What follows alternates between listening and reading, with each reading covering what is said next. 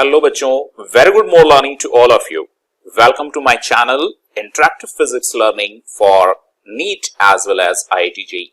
And students, today I am going to solve a detailed solution. I will provide you the detailed solution of mock test 27 NTA. Okay, so that is actually the mock test number 27 from NTA NEET 2020. As you already know, this is actually the Abhyas app. So बच्चों, इस अभ्यास app का आज हम लोग 27 number mock test solve करेंगे और 1 to 45 questions जो भी फिजिक्स के हैं वो सारे एक ही वीडियो में हैं. तो आपको एक ही वीडियो में सारे क्वेश्चन का डिटेल्ड सॉल्यूशन मिलेगा. डिटेल्ड सॉल्यूशन के साथ साथ बच्चों आपको इसमें जो भी इंपॉर्टेंट कंसेप्ट यूज हो रहे हैं वो इंपॉर्टेंट कंसेप्ट्स भी यूज होंगे. तो आई होप सभी को बहुत एक्साइटमेंट होगा इस पेपर को सॉल्व करने के लिए. और प्लीज मैं आप सभी से रिक्वेस्ट करता हूं, अगर आप इस पेपर का पूरा फायदा लेना चाहते हैं, इस वीडियो का पूरा फायदा लेना चाहते हैं, सो प्लीज कॉपी और पेन लेकर बैठें. ठीक है, और कॉपी और पेन में जो भी चीजें मैं सॉल्व कर रहा हूं डेफिनेटली आप उनको सॉल्व करें. कोई भी नया पॉइंट मिले उसको नोट करें, नया फॉर्मूला मिले उसको नोट करें, कोई भी नया कंसेप्ट मिलता है आप उसको वीडियो पॉज करके जरूर से नोट कर लें, क्योंकि आपको जितने भी पेपर्स हैं इन पेपर्स में से ही बहुत सारे कंसेप्ट या बहुत सारे क्वेश्चंस मिल सकते हैं.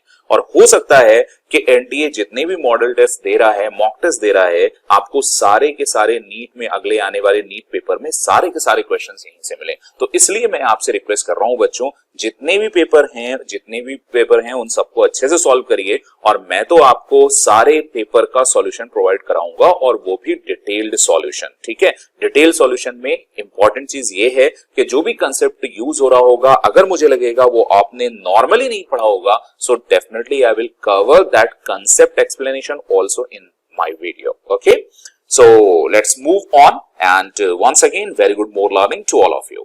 So now the next question, or you can say the first question here that you can see on your screen is that a bar magnet is held at right angle to the uniform magnetic field. The couple acting on the magnet is to be halved by rotating it from this position. Now आपको पता होगा कि जो भी torque apply होता है, that torque is given by torque is equal to mv sin theta.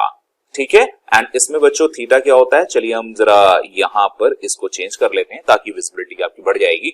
सो ये एक फॉर्मूला होता है that is a torque acting on a bar magnet, और उसमें ये थीटा कहां होता है मैं आपको बता देता हूं कि यहां से जैसे ये मैग्नेटिक फील्ड है, ठीक है, ये मैग्नेटिक फील्ड है, इसको हम मैग्नेटिक फील्ड बी कह लेते हैं, और बार मैग्नेट आपका यहां पे रखा हुआ है ऐसे, और बार मैग्नेट में यहां साउथ पोल है और यहां पे नॉर्थ पोल है. सो बार मैग्नेट का जो मैग्नेटिक मोमेंट होगा बच्चों, जिसको आप m कहते हैं, वो m इस डायरेक्शन में होगा. सो अभी जो थीटा एंगल है उसको आप ध्यान से देखें कि ये मैग्नेटिक फील्ड है जिसको हम वेक्टर b कह रहे हैं, और ये मैग्नेटिक मोमेंट जिसको आप कैपिटल M कह रहे हैं, इन दोनों के बीच का एंगल थीटा होता है, और accordingly you have the formula tau is equal to mv sin theta. तो initially what is given, it is given that it is placed at right angle. It means you can say initially first part theta is equal to 90 degree, और अगर 90 degree रखा है सो जो torque होगा वो आपको टॉ 1 मिल जाएगा, और वो आप इसे mv कह देंगे. इस चीज को ध्यान रखिएगा. नेक्स्ट थिंग ये कहा जा है द एंगल ऑफ रोटेशन आपसे पूछा गया है, and now the couple acting be halved. तो हाफ्ड होने के लिए मान लीजिए वो अभी थीटा एंगल बना रहा है, सो जो टॉ 2 होगा नेक्स्ट वाला वो हो जाएगा बच्चों mv sin थीटा. अब कह रहा है कि जो पहला वाला है वो टॉ 2 का हाफ, टॉ 2 जो है वो t1 का हाफ है, सो हम ये कह सकते हैं टॉ 2 इज इक्वल टू, ये तो आपको टॉ 1 के बराबर है, so tau 1 into sin theta. अब ऐसा कहा जा रहा है कि that tau 2 is actually half of t1.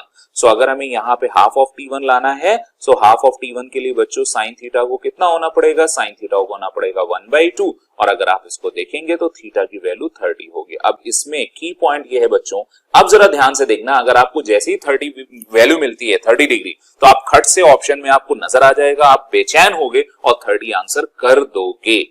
बहुत सारे बच्चे ऑलमोस्ट हमारे हिसाब से, मेरे हिसाब से तो 80% बच्चे लोग गलती करेंगे, और आप में से बहुत सारे लोगों ने गलती किया होगा. यहाँ पे देखिए द एंगल ऑफ रोटेशन, यानी कि जब इसको आपने 90 डिग्री पे इनिशियली है, यहाँ पे भी है, और आपने यहाँ पर इसको रखा है तो टॉ 1 लग रहा है, और टॉ 2 जब लग रहा है तो आपने इसको यहाँ पे रखा है, टॉटू की कंडीशन में जो थीटा की वैल्यू है वो बच्चों 30 डिग्री है, सो इसलिए कितना रोटेट करना पड़ा my dear students, you have to rotate this by 60 degree. So don't answer like 30 degree, you have to find the rotation, how much you have to rotate, that should be 60 degree. So your correct answer would be 60 degree. As you can see, A is the correct option, so you can just check this correct one. Okay, okay बच्चों, चलिए अच्छे से देखें, ध्यान से देखें, चलते हैं नेक्स्ट क्वेश्चन की तरफ. नेक्स्ट क्वेश्चन भी आपका सिंपल सा है. A battery of internal resistance 4 ohm connected to the network shown, resistance as shown in figure, maximum power. So यहाँ पे जो स्पेशल चीज लग रही है वो बच्चों, यहाँ पे जो कंसेप्ट लग रहा है वो कंसेप्ट भी मैं आपको एक्सप्लेन कर रहा हूं. That is maximum power transformation theorem. This is maximum power transfer theorem. अब वो मैक्सिमम पावर ट्रांसफर थ्योरम क्या होती है बच्चों? वो मैक्सिमम पावर ट्रांसफर थ्योरम होती है कि आपको ये देखना होता है कि जो भी इंटरनल रेजिस्टेंस है वो आपके जहां पर मैक्सिमम पावर चाहिए उसके बराबर हो. यानी जो भी आप आर लोड रेजिस्टेंस जो यूज कर रहे हो वो बैटरी के इंटरनल रेजिस्टेंस के बराबर होना चाहिए. अब आपने यहां पे देखा और ऐसा कहा जा रहा है कि इसमें कितना होगा आर की value, magnitude of the value of R should be this, find the value of x. तो अल्टीमेटली आपको पहले क्या निकालना पड़ेगा? R. सो अभी आप देख रहे हो जो बैटरी यूज की जा रही है वो बैटरी यहां पर है और उस बैटरी में जो इंटरनल रेजिस्टेंस है वो 4 ओम है. करेक्ट. अब अगर 4 ओम यहां पे आपको रेजिस्टेंस दिख रहा है तो जो टोटल रेजिस्टेंस है, एक्सटर्नल लोड रेजिस्टेंस है, वो आप देखो यहां पे 2R 4R एंड 6R. तो आपने 6R 4R 2R 4 2 6 एंड 6 कितना हो गया? 12R. ये 12R और यहां पे R 2R इंटू 4R, तो 4 2 6 एंड 1 7. ये तीनों सीरीज में होंगे, लेकिन ये दोनों जो हैं वो आपके पैरेलल में हैं. तो आपको क्या करना पड़ेगा? उनका पैरेलल कॉम्बिनेशन निकालना पड़ेगा. सो हमने आपको ट्रिक बताई हुई है कि अगर फास्ट कैलकुलेशन करना चाहते हैं then for the parallel combination, if you have R1 and R2, then you can apply this formula for the faster calculation, that is R1 plus R2. Correct. So now here you have 12R into 7R. So you can say 12R and another you can say this is 7R and here you can say 12R plus 7R. So you have divided by 12 plus 7, 19. So what you will get? You will get actually 84 divided by 19 and here you will get R. Okay, and then that must be equal to 4. Correct. अब अगर यहां पे 4 के equal होना चाहिए, आप इसको solve करोगे, सॉल्व करने के बाद आपको मिल जाएगा R is equal to 19 into 4 divided by, यहां से आ जाएगा 84. सॉल्व करने के बाद आपको मिलेगा बच्चों 19 इंटू 4 डिवाइडेड बाय 84 और फिर R की वैल्यू आपको मिल गई कितनी? 19 डिवाइडेड बाय 21 ओम. सो यहां पे आपको बहुत आसानी से आंसर मिल गया. आप इसको देखें और ढूंढ सकते हैं. ये x बाई 21 दिया है. क्वेश्चन ने कहा था ना it is x by 21. So what should be the answer? Answer x is equal to 19. So your answer is x is equal to 19. So answer कौन सा होगा बच्चों? A, B हियर है C. So correct answer is C, 19. So you can check this answer as a correct and 91. चलते हैं question number 3 की तरफ. Third दे रहा है the transition from the state N24 to 3 in hydrogen like atom result in ultraviolet radiation. Result in ultraviolet radiation, the transition in which infrared radiation. अच्छा, अगर आपको radiation के लिए सीक्वेंस पता हो, EM वेव्स का सीक्वेंस पता हो, सो जो EM वेव्स का बच्चों सीक्वेंस होता है वो मैं आपके सामने बना देता हूं. Micro, infrared, visible, ultraviolet, X-rays. ठीक है.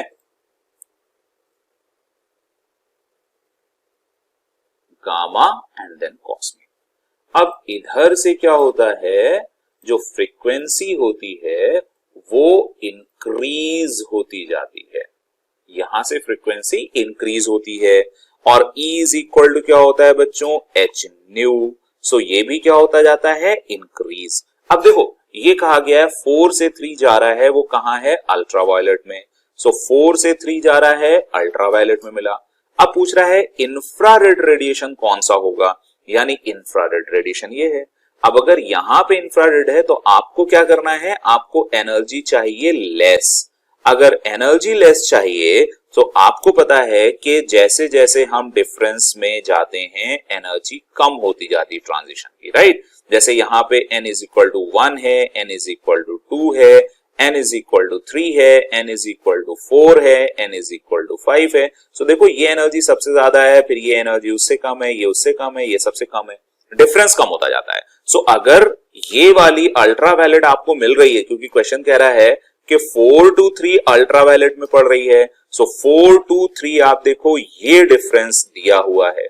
अगर ये अल्ट्रावायलेट में पड़ेगा तो इससे कम होना चाहिए। सो 2 to 1 नहीं हो सकता, 4 to 2 भी इससे ज्यादा है, सो ऑब्वियसली नहीं हो सकता। 3 to 2 देखोगे बच्चों, 3 to 2 सेम है, 4 to 3 4 to 3 n is equal to 4 to 3, अच्छा ये नहीं है बच्चों, n is equal to 4 to 3 ये है, यानी इससे कम होना चाहिए। सो 3 to 2 भी नहीं हो सकता, और 5 to 4 है, सो बच्चों 5 to 4 वाला डिफरेंस ये है, और ये सबसे कम है। अगर सबसे कम डिफरेंस है सो एनर्जी लेस होगी। सो आई होप आपको समझ में आ गया होगा। यहां में कोई कैलकुलेशन नहीं करनी थी, सिर्फ सोचना था, लॉजिकली सोचना था। Okay, now let's move to the next question. Here the resonant frequency of AC circuit is given as 200 microhenry inductor. So पहले डेटा जो दिया है बच्चों, उस डेटा को लिख लेते हैं कि आपको डेटा क्या क्या दिया हुआ है। So सबसे पहले यहां पे आपको L दिया है, आपसे पूछा क्या है, द रेजोनेंट फ्रीक्वेंसी। तो रेजोनेंट फ्रीक्वेंसी का मतलब ओमेगा आर। अब वहां पे हर्ट्ज में दिया है, सो इसका मतलब आपको ये फ्रीक्वेंसी पूछी है, एंगुलर फ्रीक्वेंसी नहीं पूछी है। इसकी वैल्यू क्या होती है बच्चों, आप सभी को पता होगा, that is 1/2 pi under root L और C।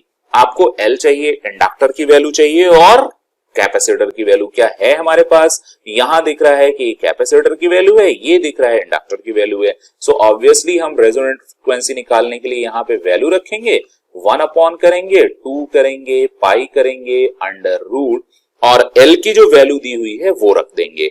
L की वैल्यू आपको दी है माइक्रो हेनरी में, so what you will do, 200 into 10 to the power -6 into, अब अगर आपको दोबारा दूसरा जो दिख रहा है वो किस में दिख रहा है बच्चों, कैपेसिटर में। सो कैपेसिटर में आप क्या लिख सकते हो, 0.0005, और फिर है माइक्रो। सो माइक्रो होता है 10 to the power -6। Okay, so 10 power -6 है, तो आपने इसको वैल्यू रखी, और फिर बच्चों थोड़ा सा कैलकुलेशन करना पड़ेगा, and after that calculation you will able to get and able to solve. This is 503 kilohertz, right. So kilohertz 503 है, अपने पास ऑप्शन दिख रहा है, और वो ऑप्शन है बच्चों बी। सो इस क्वेश्चन का आंसर हो जाता है बी। तो रेजोनेंट फ्रीक्वेंसी आपको ये याद रखनी है, कई बार इस पे बहुत सीधे से क्वेश्चन पूछे जाते हैं और ये बहुत आसान होते हैं, सिर्फ आपको वैल्यू रखनी होती है। चलिए नेक्स्ट क्वेश्चन में चलते हैं। नेक्स्ट क्वेश्चन में कहा है बच्चों, a coil of inductance this दिया हुआ है कनेक्टेड टू 90 वोल्ट सोर्स दिया है, फिर से एसी का है बच्चों, और इसके लिए आपको क्वेश्चन नंबर 5 में बहुत ध्यान से देखना है कि आंसर क्या है, क्योंकि what rate does the current in the coil grow at the instant the coil is connected to the source, correct. So आपको पहले निकालना क्या है, इंड्यूस्ड करंट, और उसकी रेट निकालनी है। सो इसके लिए थोड़ा सा बच्चों एक्सप्लेनेशन है, मैं आपको दे रहा हूं। क्या क्या दिया है, पहले आपको L दिया है, L की वैल्यू कितनी है, 0.2 हेनरी दी हुई है, करेक्ट। एंड इसका रेजिस्टेंस दिया है जो दूसरा यूज हो रहा है, और इसकी वैल्यू है आपके पास 1.0 ohm, correct. And now at what rate does the current, then you have to find di/dt, और से di/dt की वैल्यू चाहिए, और जो इंड्यूस्ड ईएमएफ आपको दिया है जिससे कनेक्ट किया गया है वो 90 वोल्ट है, करेक्ट। सो आई होप यहाँ पे बहुत सारी चीजें आपको पता होंगी, लेकिन अगर हम आई की बात करें, सो आई इज इक्वल टू होता है I not into induce current sine omega T, clear है। अब अगर हम यहां से di/dt की वैल्यू देखें, so d i by d t की वैल्यू जैसे देखोगे तो यहां पे कितना आ जाएगा बच्चों, आई नॉट को आई नॉट ही करते हैं, साइन ओमेगा टी हो जाएगा, ओमेगा ये पहले आ जाएगा और इधर आ जाएगा cos omega t. So t equal to 0 है तो ये क्या हो जाएगा बच्चों, ये 1 हो जाएगा। अब आई नॉट क्या हुआ करता था, आई नॉट मैक्सिमम करंट होती थी, और वो मैक्सिमम करंट कितनी होती थी, E डिवाइडेड बाय जो भी आपके पास यहां पे रेजिस्टेंस है उसकी वैल्यू। बोलो बच्चों, एक्सएल, करेक्ट। सो अगर हम उस इंड्यूस्ड करंट की वैल्यू की बात करेंगे तो यहां पे आ जाएगा बच्चों E divided by XL into omega, और t इज इक्वल टू 0 की क्योंकि बात कर रहे हैं सो ये हो जाएगा 1, करेक्ट। अब एक्सएल क्या होता है बच्चों, omega L, so we will get XL omega L, और यहां पे बच्चों ओमेगा था, ये ओमेगा ओमेगा कैंसिल हो गया, तो जिस इंस्टेंट पे पूछा गया है that D i by d T U can से directly E divided by L. So now E that you have is 90 and L that is given 0.2 Henry, correct. अब अगर हम इसको सॉल्व करेंगे बच्चों, सो सॉल्व करने के बाद ये आ जाएगा 450 हर्ट्ज, करेक्ट। सो अभी आपके पास d i by d t क्या आ रहा है, नॉट हर्ट्ज, इसकी वैल्यू आ जाएगी एम्पियर पर सेकेंड, क्योंकि ये d i by d t हमसे पूछा गया है, राइट। सो ये हर्ट्ज नहीं होगा, इसको यहां से कट कर देते हैं, ये बच्चों होगा D i by d T 450 ampere per second. सो कोई ऑप्शन है क्या आपका, यस, ऐसा ऑप्शन हमारे पास यहां दिख रहा है, ये ऑप्शन है ए। सो हम इसको ए ऑप्शन को कनेक्ट कर देंगे and now you can check, right? Okay, so let's move to the next question, that is question number 6. शायद सीधे फॉर्मूला बेस्ड है। Two identical capacitors have the same capacitance C. One of them is charged to a potential V1 and other is V2 if they are like charged plates, like charge, okay? मतलब आपने positive को positive से negative को negative से connect किया है, so this is actually the redistribution of charge, and whenever there is a redistribution of charge between the two conductors, there is always and always a loss of heat. So definitely our energy will be lost, and you know that loss of that energy, delta H, mostly in the form of heat, that's why you can say delta H or delta U or sometime heat is equal to 1 by 2 given as C1 C2 divided by C1 plus C2, and here you will get V1 minus V2 and obviously whole square, and now C1 and C2 both are equal to C. So when you put here, you will get C by 2. This term will be C by 2. So directly delta H or heat generated or heat loss, you will get 1 by 2, and here C by 2, and similarly V1 minus V2 square. It should be capital V. It's my mistake. Sorry for that.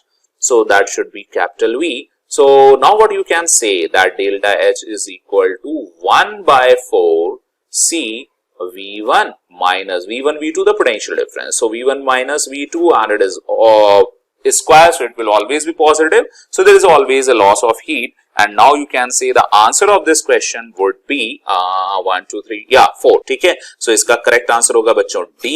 So आप इसको as a D को यहाँ पे connect कर सकते हैं, and let's move to the next question. Question number 7 is given as on moving a charge 20 coulomb by 2 centimeter, 2 joule work is done. Okay, if 2 joule work is done, the potential difference, each and everybody know that potential difference between 2 points is given, suppose A to B is given by W A to B divided by total charge. Now the work done is, as you can see here, 2 joule. Okay, so you can put 2, and amount of charge you can say 20 coulomb, whatever the distance, it doesn't depend upon that, and when you solve you will get 1 by 10. I think you will get 0.1 volt. So your answer should be 0.1 volt. Where is the answer? Yes, A is the correct answer. So you can check this one. Okay, let's move to the next question, that is question number 8. A horizontal overhead, okay, power line is height of 4 meter from the ground and carries a current of 100 ampere from east to west. Okay, so सबसे पहले हमें क्या चाहिए बच्चों, east to waste ये direction चाहिए। सो यहाँ पे आपको पता है न्यूज होता है ना, N E, and here it is W, here it is S, correct. अब आपसे क्या गया है, ईस्ट टू वेस्ट, तो ईस्ट टू वेस्ट आप ऐसे बना लेते हैं, ये ईस्ट कर लेते हो, और ये वेस्ट आ जाता है। उसके बाद क्या आ गया, ground carries a current of 100 ampere, 100 ampere, so east to west कर दिया और ये करंट ऐसे जा रही है। अब अगर आप ध्यान से देखो ना, मैग्नेटिक फील्ड डायरेक्टली बिलो, अब इसके लिए आपको क्या चाहिए, राइट हैंड। सो राइट हैंड को आप बच्चों रखो और इस तरह से रखो कि आपका थंब इधर हो, राइट, एंड फिंगर्स आप ऐसे कर सकते हो, correct.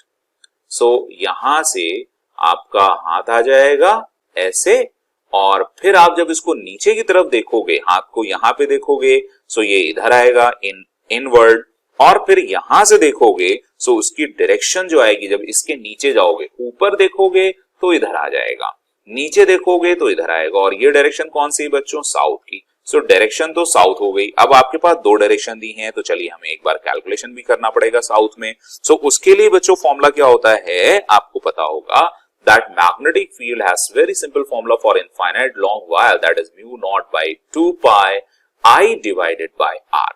So mu naught by 2 pi की वैल्यू हो जाती है 2 into 10 to the power minus 7, और I की वैल्यू बच्चों क्या हुआ, दी हुई है, that is 100 एम्पियर, और M केस में रखना है, R की वैल्यू 4 मीटर की बात पूछी जा रही है।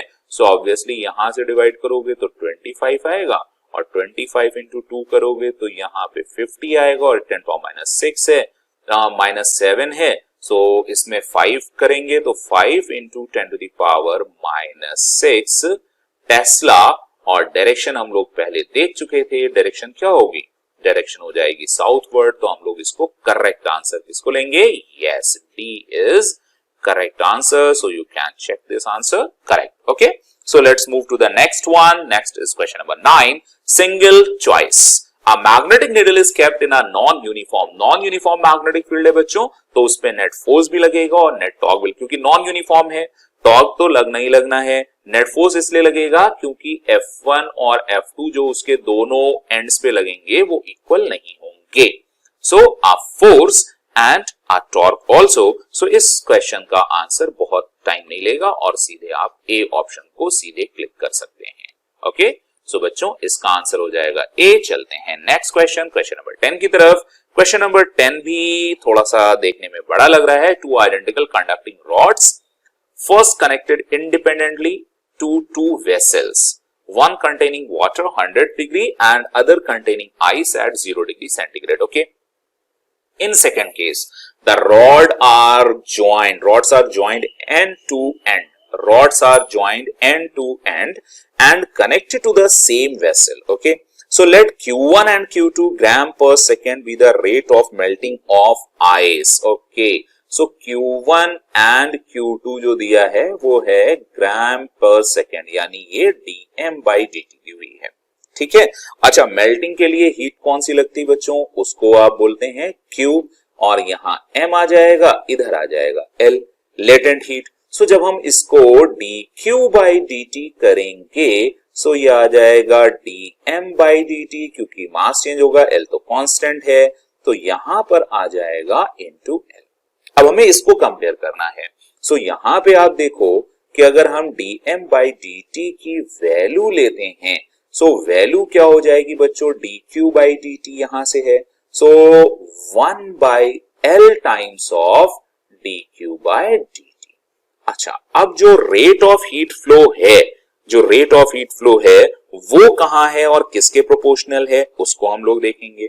सो उसके लिए आपको क्या चाहिए होता है, रेजिस्टेंस चाहिए होता है, क्योंकि आपको ये पता है कि rate of heat dq divided by per unit time, जिसको हीट करंट कहते हैं, यहां से क्या होता है टेम्परेचर डिफरेंस, जिसको हम डेल्टा थीटा कहेंगे, और डिवाइडेड बाय आर थर्मल।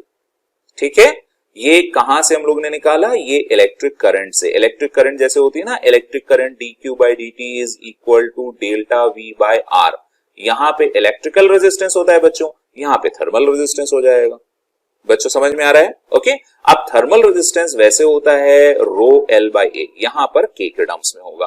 अब यहां पे आपको क्या दिया जा रहा है, टू आइडेंटिकल कंडक्टिंग रॉड्स हैं। सो पहले 1 by 1 अगर connected independently to vessel, one containing water, so उसका रेजिस्टेंस अगर हम मान लेते हैं कि R होगा, अगर इंडिपेंडेंटली आप कनेक्ट करते हो। ठीक है, फिर क्या कहा गया कि बाद में जब आपने R और R कनेक्ट किया सो वो दोनों का रेजिस्टेंस सीरीज में कनेक्ट था। फिर यहां से क्या बोला गया है, the rods are joined end to end. अब एंड टू एंड ऐसे जोड़ दोगे बच्चों, सो एक का रेजिस्टेंस R है और दूसरे का रेजिस्टेंस R है, करेक्ट। सो सेकंड वाले केस में ये हो जाएगा 2R, ठीक है। फर्स्ट वाले केस में आपने इसको ऐसे जोड़ा था, इंडिपेंडेंटली दो आइडेंटिकल रॉड जोड़ी थी, तो यहां से यहां जा रहा था तो दोनों पैरेलल में थे। सो फर्स्ट केस में जो आपका R इक्विवेलेंट होगा बच्चों R/2 होगा। सो हमें dm/dt कैलकुलेट करना है। सो dm/dt कंपेयर करने के लिए हम लोग Q1 1/L और यहां dq/dt जो है वो देखो 1/R थर्मल, यानी ये प्रोपोर्शनल है 1/R थर्मल के। सो बाकी सारी चीजें कांस्टेंट, ये प्रोपोर्शनलिटी कांस्टेंट है, सारी चीजें कांस्टेंट है। सो हम लोग ऐसे बोलेंगे बच्चों Q1/Q2 डिपेंड करेगा R2/R1। सो R2 जो पहले था बच्चों वो कितना था, वो मतलब बाद में जो हो गया था क्योंकि सीरीज में 2R, पहले जो पैरेलल में था तो वो बच्चों R/2 हो गया था। तो यहां R और R कैंसिल होके कितना मिलेगा 2 और इंटू 2, सो टोटल वैल्यू कितनी मिल गई बेटा 4। ओके बच्चों, सो अब हमें रेशियो देखना है, दैट इज 4 और 4:1। सो आपको दिख रहा होगा the correct one is 4/1। Let's move to the next question, that is question number 11। 11 said that which statement is incorrect। तो जब भी बच्चों इनकरेक्ट पूछे तो आप ध्यान देना कि आपकी आदत होती है करेक्ट निकालने की, तो आप कहीं करेक्ट पे आंसर ना कर दो, इसलिए हमेशा करेक्ट और इनकरेक्ट को यहां लिख लो। जैसे all reversible cycles have same efficiency, तो ये गलत बात है। Reversible cycle has more efficiency than irreversible, बिल्कुल करेक्ट है, आपने कार्नोट में पढ़ा होगा। Carnot cycle is reversible one, okay, क्योंकि आइडियल है, प्रैक्टिकली पॉसिबल नहीं है, और ये रिवर्सिबल है। कार्नोट साइकिल हैज, क्योंकि आइडियल लिया गया है, सारे लॉसेस को नेग्लेक्ट किया गया है, सो इसकी एफिशिएंसी मैक्सिमम आती है। इसके बराबर, ज्यादा तो छोड़ो, बराबर एफिशिएंसी की भी कोई प्रैक्टिकल साइकिल नहीं बनाई जा सकती। सो अब बच्चों आपने करेक्ट और इनकरेक्ट लिख लिया। क्वेश्चन के हिसाब से जो आंसर होगा वो आंसर होगा बच्चों ए, क्योंकि आपने पूछा था इनकरेक्ट। ओके बच्चों, चलिए नेक्स्ट क्वेश्चन, क्वेश्चन नंबर 12 की तरफ बढ़ते हैं। क्वेश्चन नंबर 12 कहता है, 11 तो हो गया, क्वेश्चन नंबर 12 कहता है an ideal gas heat engine operates in a Carnot cycle. Okay, so Carnot cycle का क्वेश्चन है और इसके लिए आपको इसकी एफिशिएंसी मालूम होती होगी, फॉर्मूला भी मालूम होगा, तो उसी फॉर्मूले से हम लोग इसको करेंगे। लेकिन पहले देख लेते हैं लिखा क्या है, डेटा को नोट करिए। हाँ, सो डेटा में क्या क्या दिया हुआ है आपको, डेटा में आपको दिया हुआ है ideal gas heat engine operates in a Carnot cycle between, so आपको एक्चुअली किस किस ऑपरेशन के बीच में, तो यहां 227, सो ऑब्वियसली इसमें आपको 273 को ऐड करना होगा। करने के बाद कितना हो जाएगा 500 बच्चों। अब ये जो 500 होगा सो ये आपका है टी हाई, ठीक है। ऐसे ही जो टी लो है वो है 127, सो इसमें भी क्योंकि ये सब कुछ क्या होता है एब्सोल्यूट टेम्परेचर में, सो आप इसको भी 273 ऐड करेंगे और ये जाने के बाद हो जाएगा कितना 400, ठीक है। अब यहां भी केल्विन और यहां भी केल्विन, सो आपको अगर पता हो कि एफिशिएंसी कितनी होती है उस रिलेशन को, तो आपको पता है that is W divided by Q1, उसकी कार्नोट साइकिल की एफिशिएंसी इज इक्वल टू, यहां आ जाता है 1 माइनस और इधर आ जाएगा T2 अपॉन T1। अब T2 क्या होता था, T2 होता था आपका लो, सो या ऐसे आपको याद हो T low divided by T high, ठीक है। सो आपको पूछा क्या है, अब देखो इट एब्सॉर्ब्स द हीट, तो एब्सॉर्ब्स द हीट आपको ये दी हुई है Q1, amount of heat converted into work, यानी ये क्वेश्चन आपसे पूछा है और ये दिया है, सो आप क्या बोलेंगे W is equal to Q1 and 1 minus T low divided by T high, ये सीधा फॉर्मूला है इसका एफिशिएंसी का। और अब आप कर सकते हैं W को कैलकुलेट करना है, Q1 कितना दिया है बच्चों 6 into 10 to the power 4, that's great, and then you can say 1 minus TL। अब जो TL आपको दिया था लो वो था 400 एंटी हाई जो दिया था वो 500 था। इन दोनों को आप कैंसिल करोगे और बहुत आसानी से आपको वर्क डन कितना मिल जाएगा बच्चों, that is 1.2 into 10 to the power 4 of joule. तो ऐसा कोई ऑप्शन है क्या अपने पास बच्चों? 1.2 यस अपने पास है और इस ऑप्शन को आप देख भी पा रहे होंगे। So the correct answer for this question is B. Okay, so चलते हैं नेक्स्ट क्वेश्चन की तरफ। इस क्वेश्चन को टिक करते हुए अगला question, question number 13। Question number 13 is CpCv denote the specific heats. Okay, nitrogen means बात हो रही है N2 मींस हो गया 28, सो 28 से कुछ लेना देना होगा, दिया भी है। पर यूनिट मास, ओहो अच्छा, सो यहाँ पे पर हमारे पास मोलर होती है, ठीक है, पर यूनिट मास नहीं, मोलर में हम लोग क्या बोलते हैं भाई, Cp minus Cv is equal to R, ये बोलते हैं।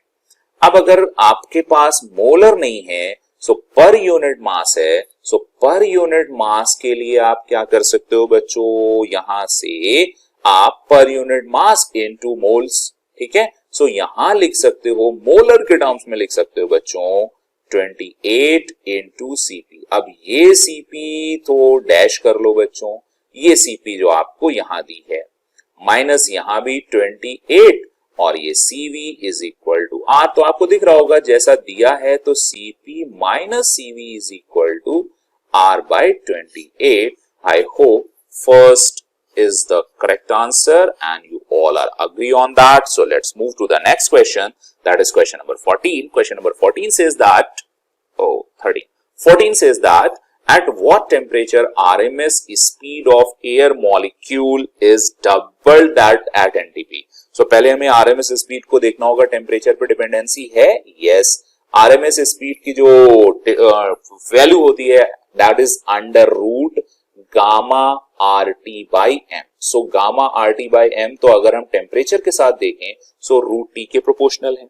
अगर रूट T के प्रोपोर्शनल है और यहां पे आप क्या चाह रहे हैं, इसको डबल करना चाह रहे हैं, और डबल करना है किसका, एनटीपी पे। सो एनटीपी पे टेम्परेचर आपको पता है, एनटीपी पे कितना टेम्परेचर होता है, 273। अब अगर यहां आप डबल करेंगे तो ये रूट हो जाएगा, सो यहां डबल करने के लिए यहां 2 आना चाहिए, तो अंदर को आपको कितना करना पड़ेगा, 4 टाइम्स, तभी तो 4 टाइम्स रूट में बाहर निकलेगा। सो अगर आप इसको 4 टाइम्स करेंगे तो बच्चों कितना आएगा, 4392, सो ये 2 हो गया, ये 9 हो गया, ये 10। सो ये आंसर नहीं होगा क्योंकि यहां पे ये किसमें है, केल्विन। आपको किसमें बताना है, यस, डिग्री सेंटीग्रेड में। सो आप 1092 माइनस ऑफ 273 हटाएंगे, ये जो है अब आपको ये डिग्री सेंटीग्रेड में मिलेगा और सॉल्व करने के बाद 819 degree centigrade. So I hope correct answer 819, yes, इसका भी करेक्ट ऑप्शन है ए। ओके बच्चों, so A is the correct option. Let's move to the next question, question number 15। During adiabatic change specific heat, obviously adiabatic मतलब Q is equal to 0, neither heat enter into the system nor get emitted from the system, so correct answer is 0. So let's move to the question number 16. A police car with siren of frequency 8 kilohertz, okay, so police car, तो यहां N0 की value दी हुई है 8000 hertz, तो पहले ये note कर लेते हैं।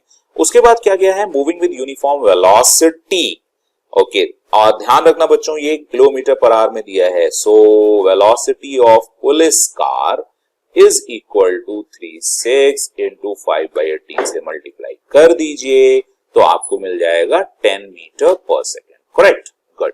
Towards a tall building which reflects the sound waves, the speed of the sound in air, इतना the frequency of the siren heard by the car driver is, okay, so इसको मैं आपको जुगाड़ से बता देता हूं, ठीक है। सो यहां पे आपने क्या कर लिया कि एक टॉल बिल्डिंग है और वो जो टॉल बिल्डिंग है वो यहां पे ऐसे है और इसकी तरफ एक पुलिस कार आ रही है, इसको हम लोग पुलिस कार मान लेते हैं, ठीक है। अब ये जो पुलिस कार है ये इसकी तरफ आ रही है, moving towards the building with a speed of, suppose इसको v कर लेते हैं, बाद में देख लेंगे इसको ऑब्जर्वर या जो भी मानना है। सो उसकी वैल्यू हो गई है 10 मीटर पर सेकेंड। यहां से ये जो विसल या सायरन ब्लो कर रहा है उसका फ्रीक्वेंसी बच्चों दिया हुआ है 8000 हर्ट्ज। सो इसको आपको डबल स्टेप में सॉल्व करना है, लेकिन मैं आपको जुगाड़ बताऊंगा जो आप एक ही स्टेप में सॉल्व कर सकते। अब ये क्या होगा, इसकी फ्रीक्वेंसी कुछ यहां पहुंचेगी, ये एज ए ऑब्जर्वर बिहेव करेगा। सो जो फ्रीक्वेंसी ये यहां सुन रहा होगा, सिमिलर फ्रीक्वेंसी से ये एज ए सोर्स बिहेव करेगा और वो रिफ्लेक्ट करके फिर यहां जाएगा, तो आपको दो बार फॉर्मूला लगाना पड़ेगा। सो मैं आपको बता रहा हूं इमेज फॉर्मेशन या इमेज कंसेप्ट। इमेज कंसेप्ट से आप क्या करते हैं, क्वेश्चन को, इस तरह के क्वेश्चन को स्पेशली एक ही बार में सॉल्व कर लेते हैं। कैसे, आप देखो यही सोर्स है ना, यही सोर्स है, तो आप ऐसा सोचो कि ये जो टॉल बिल्डिंग है it is behaving like a mirror, और अगर मिरर की तरह काम कर रही है सो मिरर में यहां से यही पुलिस कार जिसकी फ्रीक्वेंसी या जिसका सायरन इसको सुनाई दे रहा है, इसको इधर आते हुए दिखाई देगी, और अगर इधर आते हुए दिखाई देगी तो इसकी स्पीड कितनी होगी बच्चों, ऑब्वियसली 10 मीटर पर सेकेंड से ही दिखाई देगी। ठीक है, ये इस मिरर के रिस्पेक्ट में 10 मीटर पर सेकेंड से आ रही होगी। ओके, अब अगर आप देखें कि यही यहां से n नॉट से इसका 8000 है, तो 8000 हर्ट्ज ही यहां से मिल रहा होगा। अभी आपका ऑब्जर्वर कौन हो गया, ये तो हो गया बच्चों सोर्स, ये तो बच्चों सोर्स हो गया, और ये क्या हो गया, ऑब्जर्वर। ठीक है, अब हम लोग ने फॉर्मूला क्या रखा था, याद रखा था, और उसको याद रखने का मैंने तरीका बताया था कि आप याद रखेंगे कि कोई आपके जबरदस्ती पीछे पड़ा है आपको कुछ सुनाने के लिए, और आप नहीं सुनना चाह रहे हो तो आप उसके पीछे पीछे भाग रहे हो, सॉरी उससे आगे आगे भाग रहे हो, और वो सुनाने के लिए आपके आगे आगे पीछे पीछे भागता जा रहा है। तो अगर आप आगे भाग रहे हो, वो पीछे, यहां पे मैं आपको सिचुएशन क्रिएट भी करके बता देता हूं कि यहां से सोर्स है और वो सोर्स जबरदस्ती आपके पीछे पड़ा है कुछ सुनाने के लिए, और यहां पर आप खुद हो, आप ऑब्जर्वर हो, और आप वीओ वेलोसिटी से उससे भाग रहे हो, और जबरदस्ती वो जो सुना रहा है वो एन नॉट स्पीड से, और आपको जबरदस्ती सुनना पड़ रहा है वो एन डैश फ्रीक्वेंसी। प्रॉपर इस सिचुएशन के लिए जो एन डैश की वैल्यू होती है वो होती है n naught v minus v o divided by v minus v s. ठीक है, ये फॉर्मूला है एक स्टैंडर्ड सिचुएशन का। अगर इस सिचुएशन से कुछ चेंज आता है तो आप उसमें वेलोसिटी को माइनस साइन के साथ डील करके कनेक्ट कर सकते हो। अब हम सिमिलरली, ये सोर्स है, source moving towards the observer है, but observer must move away from the source, जो कि यहां नहीं हो रहा है। तो आप ये फॉर्मूला जब लगाओगे एन डैश के लिए, एन नॉट आपका 8000 है, आप ऐसे ही रखोगे, यहां पर वेलोसिटी ऑफ साउंड है, माइनस है। अब वेलोसिटी ऑफ साउंड अगर माइनस है तो ऑब्जर्वर की जो स्पीड है उसको आपको यहां पर रखना पड़ेगा बच्चों माइनस, क्योंकि हमारी इस सिचुएशन में जो फॉर्मूला में लगना चाहिए वो नहीं है, तो हम लोग क्या लिखेंगे, माइनस ऑफ वीओ, और सोर्स के लिए जो कह रहा है वो एज इट इज है, सो माइनस यहां पे क्या लिखेंगे, एज इट इज, प्लस लिया जाएगा और वेलोसिटी ऑफ सोर्स हो जाएगी। अब हम इसको सॉल्व करेंगे बच्चों, तो n dash is equal to 8000, और यहां क्या हो जाएगा, v प्लस वीओ, और यहां क्या हो जाएगा, v minus v s. Correct. So अगर आप देखें, सो इसको आप 8000 कहेंगे, यहां से v, अब v की वैल्यू आपको क्या दी है, अगर दी है तो अच्छी बात है, नहीं दी है तो कोई बात नहीं, वैसे दी हुई है क्वेश्चन में, आप देखें ये दी है वेलोसिटी ऑफ साउंड 320 मीटर पर सेकेंड। सो आप क्या लिखेंगे, 320, माइनस माइनस बच्चों प्लस हो जाएगा, वेलोसिटी ऑफ ऑब्जर्वर 10 है, डिवाइडेड बाय, यहां देखेंगे 320 होगा, माइनस यहां पे 10 रहेगा। आप दोनों को सॉल्व करेंगे तो सॉल्व करने के बाद जो मिलेगा 8000 इनटू, यहां पे हो जाएगा 330, और डिवाइडेड में यहां पे हो जाएगा 310। अब इन सबको सॉल्व करने के बाद जो आपको वैल्यू मिलेगी, करेक्ट, वो वैल्यू एग्जैक्टली वही मिलेगी जो आपको 2 बार सॉल्व करने पे मिलती है, लेकिन यहाँ एक स्टेप में सॉल्व हो गया है और सॉल्व होने के बाद जो बच्चों वैल्यू मिलेगी दैट इज 8.5। सो बच्चों यहाँ का आंसर हो जाएगा 8.5, ऑब्वियसली किलोहर्ट्ज में मिलेगी। और ऑप्शन देखेंगे तो बच्चों एक करेक्ट ऑप्शन है, तो आप यहाँ पे एक करेक्ट कर देंगे।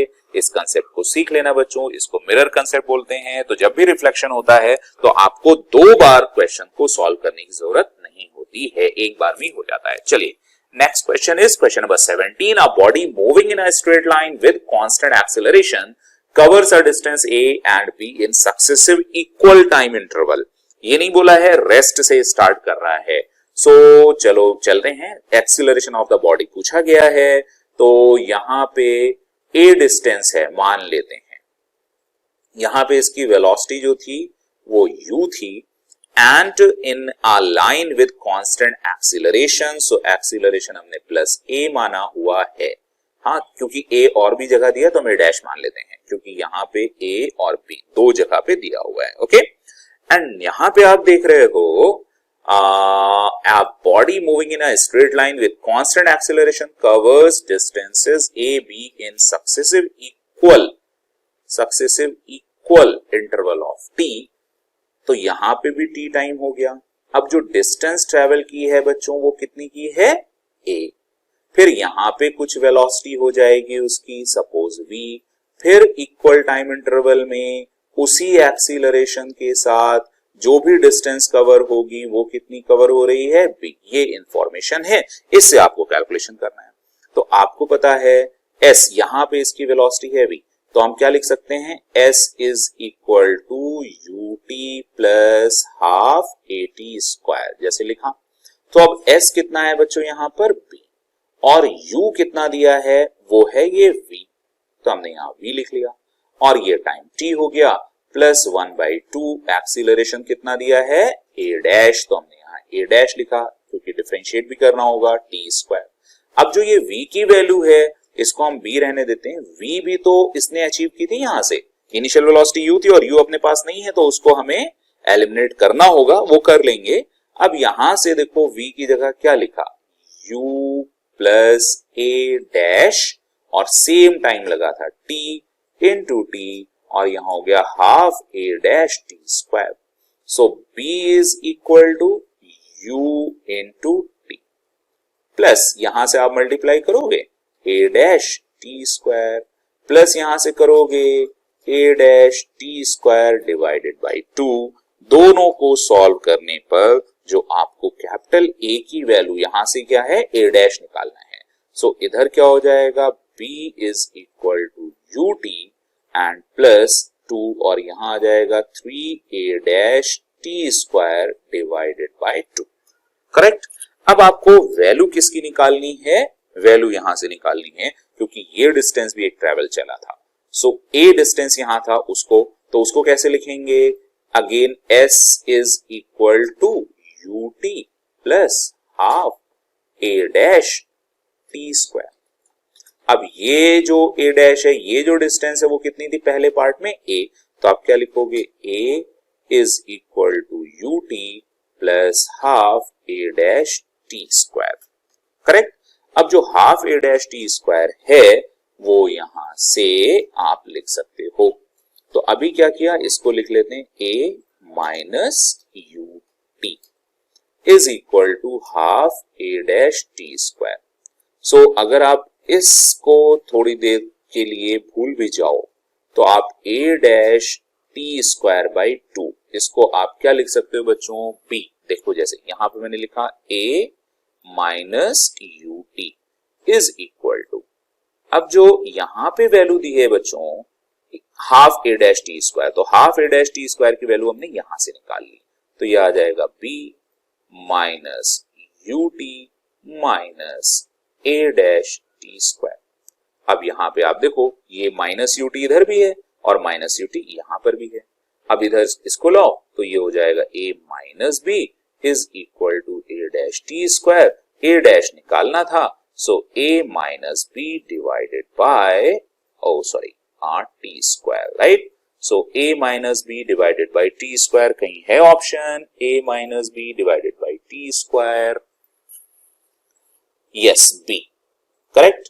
तो यहां पे b माइनस ए क्यों है?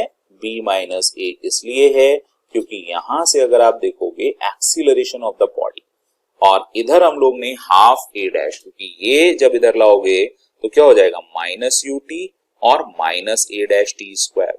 तो हमें यहाँ पे माइनस ए डैश टी है, तो इस माइनस को, ये जो माइनस बचेगा ना, इसको इधर ले आओगे तो माइनस बचेगा। अब यहाँ जो माइनस बचा, यहाँ पे जो माइनस आ रहा है बच्चों, यहां पे जो माइनस आया है उस माइनस को जब हम आगे लेंगे तो यही चीज b माइनस ए हो जाएगी, करेक्ट। सो इसका ऑप्शन हो जाएगा बच्चों क्वेश्चन नंबर 17 का आंसर बी। चलिए आगे बढ़ते हुए question number 18, a particular instant a stationary observer on the ground sees a package falling with speed v1। सो ये वेलोसिटी ट्रायंगल का क्वेश्चन है और रिलेटिव वेलोसिटी से चलेगा। तो देखें, at a particular instant a stationary observer on the ground sees a package falling with speed v1 at an angle theta to the vertical. Okay, so यहां से अगर स्टेशनरी ऑब्जर्वर देख रहा है तो ऑब्वियसली इसकी एक्चुअल स्पीड कितनी होगी? v1 ही होगी। फिर क्या कहा? At an angle theta to the vertical to the pilot flying horizontally with a constant speed. अब एक पायलट आ गया और वो पायलट हॉरिजॉन्टल v स्पीड से जा रहा है। The package appears to be falling, so इसके रिलेटिव में उसको ऐसा दिखता है falling vertically with speed v2, इसको दिख रहा है। तो अभी हम पायलट के रिलेटिव निकालेंगे, तो रिलेटिव वेलोसिटी में जिसके भी रिस्पेक्ट में आप निकालते हो तो उसकी वेलोसिटी को आपको क्या करना होता है बच्चों? उस वेलोसिटी को माइनस करना है। तो अगर हम यहां पे इससे, ये एक्चुअल वेलोसिटी है जिसको आप v1 कह रहे हो, ये एंगल बच्चों थीटा है। अब अगर माइनस करोगे तो रिवर्स में देना पड़ेगा, रिवर्स में इसकी वैल्यू v होगी, करेक्ट। अब आपसे कहा गया कि जो एक्चुअल दिख रहा है इन दोनों का एडिशन, ठीक है, इन दोनों का एडिशन, वो आपको कितना दिख रहा है? क्वेश्चन ने कहा कि वो दिख रहा है v। सो v वर्टिकल है। सो अगर हमें एक्चुअल वेलोसिटी इसके रिलेटिव में देखनी है, जैसे ये velocity of pilot, so velocity of pilot उस वेलोसिटी को हमें माइनस करना है। तो यहां से ऐसे और ऐसे जो रिजल्टेंट आ रहा है, क्वेश्चन ने देखो रिजल्टेंट के बारे में क्या बोला है? Two are flying horizontally with a constant speed v relative to the ground, the package appears to be falling vertically with speed v2 at the same instant with speed v2। तो ये जो resultant है वो है v2, correct. अब v2 जो मिला तो आपको पूछा क्या गया है? The speed of the pilot relative to the ground, ये वैल्यू आपसे पूछी गई है। तो अगर आप इसका वेलोसिटी ट्रायंगल बनाओगे कि जैसे आपने क्या किया, यहां v1 और इसमें ऐड किया माइनस v2, सो ये ऐड करने के बाद जो रिजल्टेंट मिला आपको, ये मिला यहां से v2, करेक्ट। सो अभी इस वेलोसिटी ट्रायंगल को देखोगे तो वेलोसिटी ट्रायंगल से आप क्या लिख सकते हो बताओ? ये v1 है और ये v है, सो आप सीधे लिख सकते हो v square, correct, plus v2 square is equal to v1 square. अब आपको चाहिए क्या? आपको चाहिए v स्क्वायर। सो आप क्या करोगे? v square is equal to v1 square minus v2 square. So v is equal to क्या लिखोगे? Under root of v1 square minus of, so I hope ये सारी बातें आपको समझ में आ गई होंगी। वेलोसिटी ट्रायंगल और रिलेटिव वेलोसिटी भी समझ में आ गया होगा। करेक्ट ऑप्शन अगर देखेंगे तो करेक्ट ऑप्शन मिलेगा अपने को सी। तो आई होप ये सब कुछ आप समझ के क्लियर कर लेंगे, ठीक है। चलिए चलते हैं अगले क्वेश्चन पे। क्वेश्चन नंबर 18 हो चुका है। क्वेश्चन नंबर 19 पे 19 कह रहा है a block of mass m placed on a rough horizontal floor and it is pulled by an ideal string by a constant force। okay, ये constant force है। as block moves towards right, obviously ये block यहां move करेगा, then frictional force on the block। तो ये तो बहुत आसान से बच्चों, जैसे जैसे ये ऊपर की तरफ आएगा, देखो अभी ये फोर्स मान लो ऐसे लग रहा है, ठीक है, यहां तक आएगा, ये एंगल थीटा है। सो जो नॉर्मल रिएक्शन होगा वो क्या है, वो है एफ कॉस थीटा। और कॉस थीटा का ग्राफ जरा देखो, जैसे जैसे आगे आएगा थीटा कम होता जाएगा, तो कॉस थीटा का ग्राफ बच्चों ऐसे होता है। तो थीटा की वैल्यू डिक्रीज करेगी और फिर कॉस थीटा की वैल्यू, राइट, जैसे जैसे आप आगे जा रहे हो, यहां से ये अगर आपने थीटा ये लिया है तो आगे बढ़ता जाएगा, आगे बढ़ता है, थीटा की वैल्यू यहां से कम होती जाएगी। जैसे जैसे थीटा की वैल्यू कम होती जा रही तो फोर्स की वैल्यू यहां से बढ़ती जाएगी।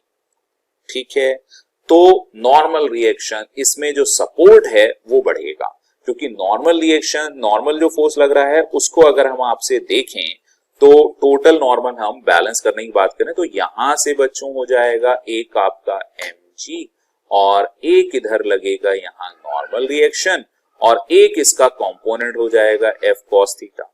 तो आप क्या करोगे, n इज इक्वल टू जो मिलेगा वो mg यहां मिलेगा और माइनस आप कर लेंगे f cos थीटा। सो जैसे जैसे थीटा की वैल्यू डिक्रीज होगी cos थीटा की वैल्यू इंक्रीज होगी। सो f cos थीटा की वैल्यू भी इंक्रीज होगी। अगर f cos थीटा की ये वैल्यू इंक्रीज होगी सो नॉर्मल रिएक्शन की वैल्यू डिक्रीज होगी। और आपको पता है फ्रिक्शन अगर हम मैक्सिमम ही लगेगा क्योंकि स्लिपिंग हो रही है, वो होता है म्यू एन, म्यू कांस्टेंट है। अगर n डिक्रीज होगा सो f जो फ्रिक्शन है वो भी डिक्रीज होगा। और अब आपके सामने जो ऑप्शन है उसमें से आपको दिख रहा होगा correct option is C. Okay बच्चों, सो ये सी इसका करेक्ट ऑप्शन है। चलते हैं अगले क्वेश्चन की तरफ, क्वेश्चन नंबर 20 नंबर क्वेश्चन तो आसान सा दिख रहा है। 3 charges placed at a vertex, equilateral triangle है, as shown the value of Q for which the electrostatic potential energy of the system। Okay, तो सिस्टम कितने बनेंगे पहले देख लो। अगर इक्विलैटरल है तो ये भी L होगा, ये भी L होगा, ये भी L होगा। सो एक सिस्टम बच्चों ये बना, दूसरा सिस्टम ये बना और तीसरा सिस्टम ये बना। तो अगर हम टोटल एनर्जी की बात करें बच्चों तो क्या होगा, टोटल एनर्जी ये तो K हो गई। अब यहां से अगर देखोगे capital Q small q divided by L, फिर दूसरा capital Q small q divided by L, तीसरा सिस्टम हो जाएगा Q तो Q square divided bye L। Okay, अब अगर यहां पे टोटल आप जोड़ भी लो, L को कॉमन भी ले लो, तो U की वैल्यू हो जाएगी K बाई L और इधर आ जाएगा twice of Q into Q plus of Q square. Correct. अब अगर इसको आपसे कहा गया है भाई पोटेंशियल एनर्जी है वो जीरो है, अब अगर पोटेंशियल एनर्जी जीरो है then you can say 2 capital Q small q plus Q square that is equal to 0.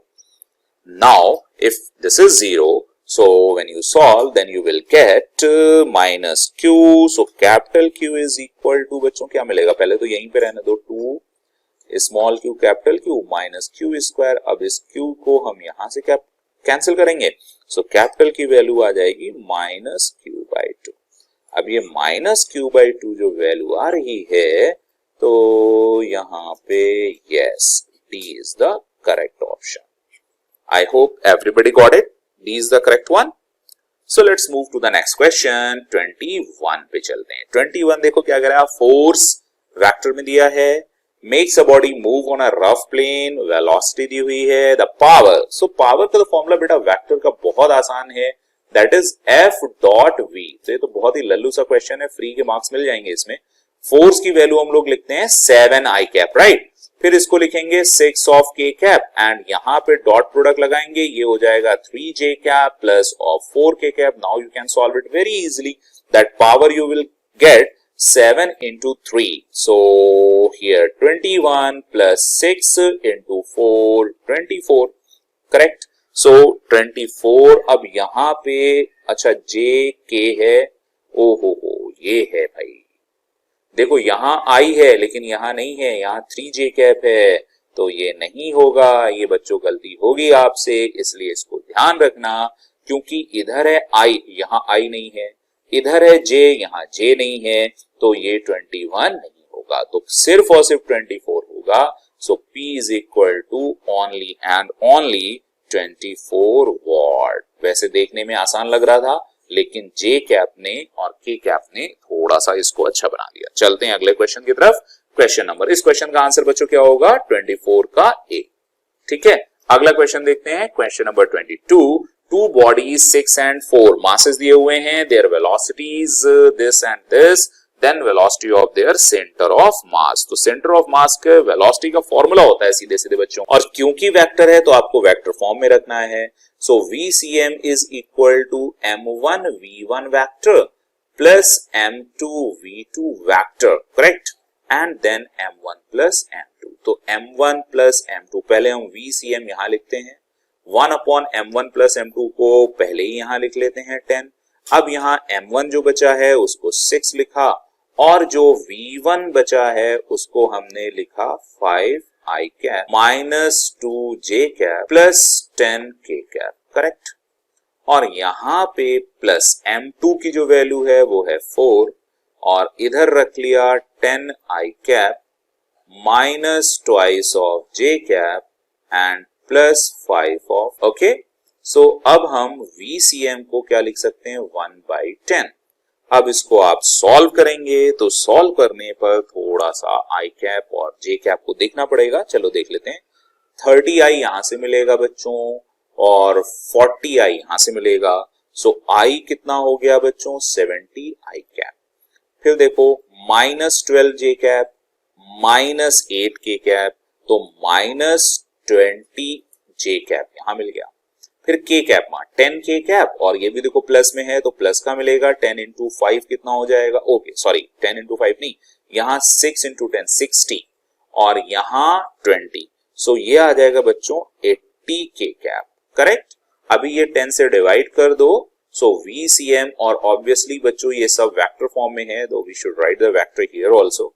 So you will get 7I cap minus 2J cap plus 8K cap. So I hope each one of you got it, correct. Now the option that we have to choose, you have to check the option 7I cap minus 2J cap. Now you can see 7C is the correct option. So let's move to the next question. Question number 23. Single choice. Which of the following statement is false for a particle moving in a circle with constant angular speed? Okay, constant angular speed है तो velocity vector is tangent to the circle. तो ये तो correct है. आपसे पूछा क्या है? Which falls. ओके, सो आपसे फॉल्स पूछा है, तो ये ऑप्शन करेक्ट है. The acceleration vector is tangent to the, no, acceleration vector is perpendicular to the velocity, तो ये गलत है. The acceleration vector points to the center of the circle, बिल्कुल सही है. Centripetal acceleration होता है. Everybody knows that UCM, that is uniform circular motion. So uniform circular motion बच्चों ऐसा होता है, यहाँ सेंटर होता है, यहाँ पार्टिकल है, ये रेडियस है, और पार्टिकल के पास ये वेलोसिटी होती है. इसको हम वेलोसिटी ऐसे करते हैं, तो centripetal acceleration toward the centre होता है. सो हम इसको AC ऐसे कर सकते हैं. And now the velocity and acceleration vectors are perpendicular to each other. ये भी बिल्कुल सही है. So false पूछा था, तो false के लिए बच्चों इसका आंसर हो जाएगा B. I hope each and everyone got it. Okay? चलिए question number 24. Single choice. A satellite of mass m revolves around the earth of a radius r at a height x from the surface. Okay, x from the surface. If G is the acceleration due to gravity on the surface of the earth, the orbital speed. Orbital speed के लिए हमें करना क्या होगा? Orbital speed में होगा क्या? क्योंकि ये दोनों एक दूसरे को बैलेंस कर रहे होंगे. कौन बैलेंस कर रहे होंगे? या ये कहो कि जो सेंट्रिपिटल फोर्स होगा, रिक्वायर्ड सेंट्रिपिटल फोर्स, वो कौन प्रोवाइड कराएगा?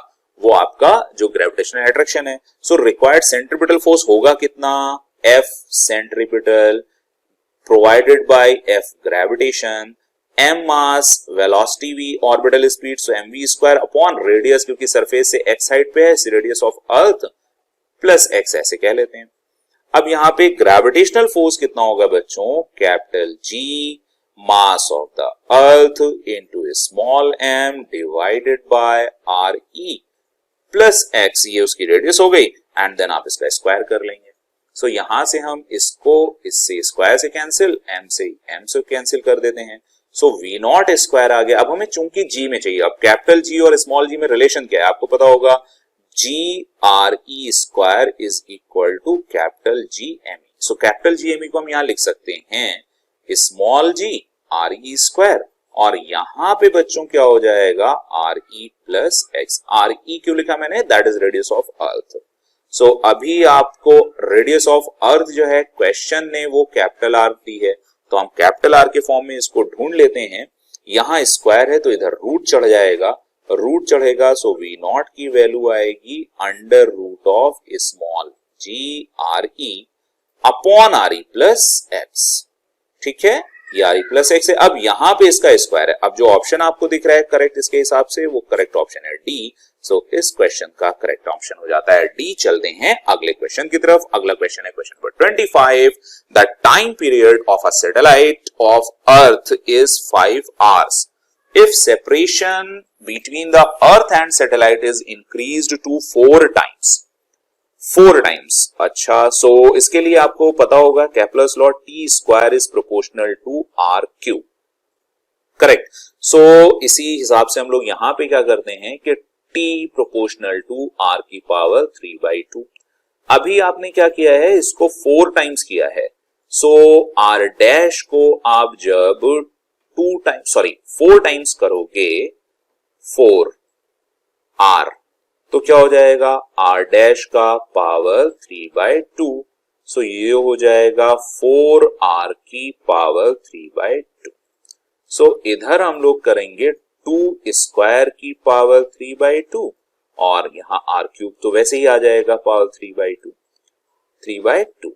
अच्छा, यहां से 2 और 2 कैंसिल हो जाएगा, तो 2 की पावर 3 कितना आ जाएगा 8 इनटू आर क्यूब। सो जब आर क्यूब था तो हमारे पास जो टाइम पीरियड था बच्चों को कितना था 5। ओके, 5 hours था। अभी उसका 8 टाइम्स हो गया। सो अब जो टी डैश होगा 8 times of initial, that would be 40। Correct. So T dash की वैल्यू जो बच्चों हो जाएगी उसको आप क्या बोलोगे, that is 40 hours। So I hope आपको करेक्ट ऑप्शन मिल गया होगा, एंड वो करेक्ट ऑप्शन होगा ऑप्शन नंबर सी। चलिए, तो ये क्वेश्चन यहाँ पे 25 खत्म होता है। 26 and this is from the chapter of SHM which is a very important chapter for your NEET exam. And see, the question is saying that a particle moves so that its acceleration a is given by। तो एक particle का acceleration दिया हुआ है, acceleration को हम लोग लिख सकते हैं that is -b of x। और आपको पता है कि acceleration proportional to displacement and opposite to the direction of the displacement is always a SHM, and it is given in the question that where x is a displacement from equilibrium position and b is a non-negative real constant, यानी इसको एक constant बोला जा रहा है। तो आपको पता है कि एसएचएम का कंडीशन यहाँ पे सेटिस्फाई हो रही है, आपसे सिर्फ टाइम पीरियड पूछा गया है, तो उसके लिए आप बिल्कुल आसानी से इसको, इसकी standard equation acceleration is equal to, it's not a to the power n, this is the short form of acceleration minus omega square into x से अगर कंपेयर करें, ओमेगा स्क्वायर की जगह हमको b मिल जाता है, और यहां से दिखेगा omega is equal to root of B. So अब आपको जब ओमेगा की वैल्यू रूट भी मिल गई है, तो टाइम पीरियड के लिए क्या होता है बच्चों, T is equal to 2 pi upon omega. तो जैसे ही आप ओमेगा यहां रखेंगे तो 2 पाई यहां से मिल जाएगा रूट बी, और आपको बिल्कुल सिंपल सा एक ऑप्शन मिलेगा, और ये ऑप्शन है यहां से देखिए क्वेश्चन ऑप्शन नंबर सी। तो इस क्वेश्चन का आंसर हो जाता है सी। बहुत ही सिंपल क्वेश्चन था, बहुत ही आसानी से हो गया। चलते हैं नेक्स्ट क्वेश्चन की तरफ। अगला क्वेश्चन है क्वेश्चन नंबर 27। 27 भी फिर से एसएचएम का क्वेश्चन है बच्चों। एसएचएम एक इंपॉर्टेंट चैप्टर है, और अभी आने वाले वीडियोस में मैं 45 क्वेश्चंस फ्रॉम एसएचएम भी करूंगा। तो जैसे एक सीरीज चल रही है, जैसे प्रोजेक्टाइल मोशन को मैंने रिवाइज कराया था, उसमें 45 क्वेश्चन सारे तरह के ले लिए थे, और आपका प्रोजेक्टाइल मोशन कंप्लीट हो गया था। इसी तरह से मैं चैप्टर बाय चैप्टर भी लूंगा। सो अभी नेक्स्ट टारगेट जो हमारा है वो एसएचएम है, उसके बाद वो चैप्टर्स लूंगा जो आप कम पढ़ते हो, जैसे फ्लूइड मैकेनिक्स आप बहुत कम पढ़ते हो, सरफेस टेंशन आप बहुत कम पढ़ते हो, तो इनके जो चैप्टर्स हैं मैं इन चैप्टर्स के क्वेश्चन 45 कराऊंगा। तो सबसे पहले ये रिवाइज होगा, तो मैं वो चैप्टर पहले चूज करूंगा जो आप सबसे कम पढ़ते हो। मुझे पता है कौन सा चैप्टर कोचिंग्स में कम पढ़ाया जाता है, कौन सा चैप्टर आप बिल्कुल लास्ट में पढ़ते हो। स्टार्टिंग के जो चैप्टर्स होते हैं उसमें एडमिशन चल रहे होते हैं, तो बहुत दिनों तक खूब धीरे धीरे पढ़ाया जाता है, उसमें आप मास्टर हो चुके होते हो। लेकिन लास्ट के जो चैप्टर्स होते हैं वो सब जगह हर जगह लपेट दिए जाते हैं, तो उसमें आपको इतनी प्रैक्टिस इतना कॉन्फिडेंस नहीं होता है। तो मैं उन सारे चैप्टर्स का 45 क्वेश्चंस में सारे प्रोफाइल को कवर करते हुए उसका रिवीजन कराऊंगा, ठीक है। तो आपको बहुत जल्दी वो वीडियोस भी मिलने शुरू हो जाएंगे। एक वीडियो मैंने करा दिया था, that is I think a projectile motion, आगे और भी मिलेंगे। देखिए यहाँ पे बहुत सिंपल सा है, a wooden block perform SHM on a frictionless surface with a frequency nu naught, right? The block carries a charge plus q on its surface. If now uniform electric field is switched on as shown, then the SHM of the block. तो देखो जो भी electric field आएगी वो इसके ऊपर एक constant force इधर लगाएगी, और वो जो कांस्टेंट फोर्स होगा F इज इक्वल टू हो जाएगा QE, करेक्ट। अब जो F is equal to QE होगा, ये कांस्टेंट फोर्स रिस्टोरिंग फोर्स में पार्टिसिपेट नहीं करेगा। जैसे आप सभी को पता है SHM में रिस्टोरिंग फोर्स क्या होता है, restoring force is proportional to minus x। तो यहाँ पे इसका इलेक्ट्रिक फोर्स का, जिसको आप F इलेक्ट्रिक कह रहे हो, इसका रिस्टोरिंग फोर्स में कोई कंट्रीब्यूशन या डी कंट्रीब्यूशन नहीं होगा। लेकिन फर्क बच्चों क्या होगा इससे, कि जो अभी मीन पोजीशन अभी आपने देखा था, ये हॉरिजॉन्टल डायरेक्शन में जो SHM हो रहा था, यहाँ पे इसका मास m होगा बच्चों, और इसके ऊपर चार्ज प्लस q है, मास अगर m है, तो यहां से ये इस तरह से हॉरिजॉन्टल स्प्रिंग बनी थी और इसको आप फिक्स कर रहे थे, और ये एक स्मूथ, जिसको आप म्यू इज इक्वल टू 0 कह रहे हो, यहां पे चल रहा था, ठीक है। तो अभी इसमें इक्विलिब्रियम पोजीशन जो थी उसमें कोई डिस्प्लेसमेंट नहीं था। अभी क्या होगा कि इसमें इधर एक फोर्स लगेगा तो एक कंप्रेशन भी होगा, तो इधर जो फोर्स लगेगा इक्विलिब्रियम की कंडीशन में इधर लगेगा QE, और इसको बैलेंस करने के लिए इधर आ जाएगा बच्चों कितना, स्प्रिंग फोर्स KX। तो जब ये बैलेंस होंगे तो इक्विलिब्रियम, क्योंकि इक्विलिब्रियम पे नेट फोर्स 0 होता है, तो आप कहोगे QE is equal to KX। हालांकि ये सब निकालने की जरूरत नहीं थी, सिंपल सा आंसर आ गया था, लेकिन मैं आपको यहाँ पे ये सिर्फ और सिर्फ इसलिए बता रहा हूं ताकि कंसेप्ट भी एक्सप्लेन हो जाए, डिटेल सॉल्यूशन इसीलिए कह रहे हैं। x इज इक्वल टू क्या होगा, QE डिवाइडेड बाई K। तो सिर्फ और सिर्फ इक्विलिब्रियम पोजीशन चेंज होगी बच्चों, रिस्टोरिंग फोर्स पे कोई फर्क नहीं पड़ेगा, और स्टिल अभी भी इसका जो टाइम पीरियड रहेगा, that time period is equal to 2 pi under root कितना हो जाएगा बच्चों, L बाई G होता था। तो यहां पर मास क्या है, m, और स्प्रिंग कांस्टेंट कितना है, K। तो ये यहां से आ जाएगा। आई होप आपको सबको समझ में आ रहा होगा। और यहां से जो ये K है, ये स्प्रिंग कांस्टेंट है, ये सिर्फ इसी पे डिपेंड करेगा, रिस्टोरिंग फोर्स वैसे ही रहेगा। अब यहाँ पे पूछा गया है of the same frequency and when shifted position, तो ये जो ए चीज है वो बिल्कुल करेक्ट है। तो इस क्वेश्चन का ऑप्शन या करेक्ट ऑप्शन यही हो जाएगा, of the same frequency and with the same mean position. Same frequency तो रहेगी, मीन पोजीशन नहीं रहेगी। Of change frequency and with shifted mean position, frequency change नहीं होगी, इसलिए गलत है। और डी ऑप्शन बच्चों नहीं है, लेकिन मैंने यहाँ पे कॉपी पे नोट किया हुआ है, इसमें कहीं छुप गया है। सो डी ऑप्शन है of change frequency and with the same mean position, नहीं, मीन पोजीशन चेंज हो रही है। सो डी ऑप्शन भी आपका गलत है। सो इस क्वेश्चन का आंसर होना चाहिए बच्चों ए, और ए इसका करेक्ट आंसर होगा। अगले क्वेश्चन की तरफ चलते हैं, क्वेश्चन नंबर 28। Question number 28 कह रहा है, the velocity of a kerosene oil in a horizontal pipe is given like 5. Then the velocity head आपको पता है क्या होता है, जिसको आप कभी काइनेटिक हेड भी कहा करते हो, और वो इसको v square divided by 2g। Fluid mechanics question है ये, और इस फ्लूइड मैकेनिक्स में आपको बर्नौलीज थ्योरम पता होगी। बर्नौलीज थ्योरम में 3 हेड होते हैं, प्रेशर हेड होता है, पोटेंशियल हेड होता है, काइनेटिक हेड होता है। तो यहाँ पे ये बात हो रही है काइनेटिक हेड की। सो आप v स्क्वायर बाई 2g को कैलकुलेट करना है, v दिया हुआ है 5, तो इसको आप 25 करोगे, यहाँ पर 10 करोगे और इसको 2 कर लोगे। सो आप सॉल्व करेंगे, तो सॉल्व करने के बाद 1.25 आ जाएगा, और इसी को आपको ए ऑप्शन में करेक्ट कर देना है, और ज्यादा नहीं सोचना है, फिर आगे बढ़ना है, क्योंकि हमें स्पीड का भी ध्यान रखना है। अगला question, the terminal velocity v of a spherical ball of lead resulting radius r falling through a viscous liquid varies with r। So जो टर्मिनल वेलोसिटी होती है, उस टर्मिनल वेलोसिटी में बच्चों होता क्या है, आपको टर्मिनल वेलोसिटी की कंडीशन चाहिए। जैसे आप देख रहे हो कोई भी चीज नीचे आ रही है, सो इसका मास है, रेडियस है, कुछ भी है, करेक्ट। अभी इसकी रेडियस आ रहा है, अभी ये क्या है, नीचे की तरफ जो इसमें फोर्स लग रहा होगा वो वेट लग रहा होगा, और ऊपर की तरफ जो फोर्स लग रहा होगा बच्चों वो ड्रैग फोर्स लग रहा होगा, और एक फोर्स और ऊपर की तरफ लग रहा होगा जिसको आप कह रहे होगे अप थ्रस्ट फोर्स, ठीक है।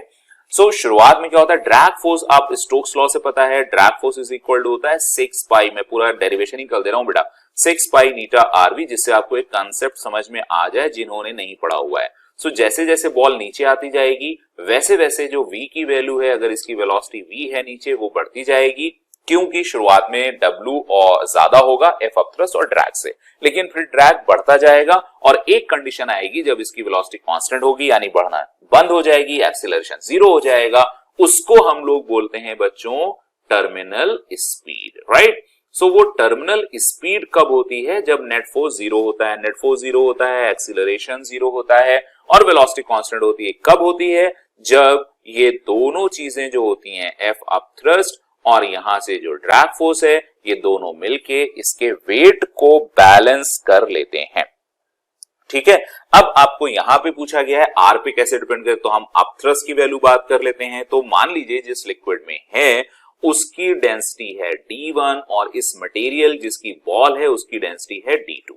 सो अपथ्रस्ट कितना होगा बच्चों? अपथ्रस्ट की वैल्यू हो जाएगी वॉल्यूम इनटू डेंसिटी। सो इसकी डेंसिटी कितनी है बच्चों? लिक्विड की D1। सो ये मास हो गया और यहां से वेट हो जाएगा, प्लस आप ड्रैग फोर्स करेंगे, सो ड्रैग फोर्स हो जाएगा बच्चों 6 पाई ईटा आर वी। अब ये v जो है वो कांस्टेंट टर्मिनल वेलोसिटी है, वेट जो होगा वॉल्यूम इनटू डेंसिटी D2 और फिर से ये g आएगा, ठीक है। अब हमें टर्मिनल वेलोसिटी देखनी है, तो ये वॉल्यूम है, लेकिन वो वॉल्यूम वहां पे r पर डिपेंड करेगा। कैसे डिपेंड करेगा बच्चों? देखो यहां पे तो 6 पाई ईटा आर वीटी आ गया है और इधर हम जब ले जाएंगे इसको माइनस करेंगे, सो यहां से v को कॉमन ले लेते हैं, इधर होगा D2 माइनस D1 और यहां पे g आएगा। सो वॉल्यूम आ गया। वॉल्यूम होता क्या है वो अभी मैं आपको बताता हूं, ये सारी चीजें नीचे चली जाएंगी।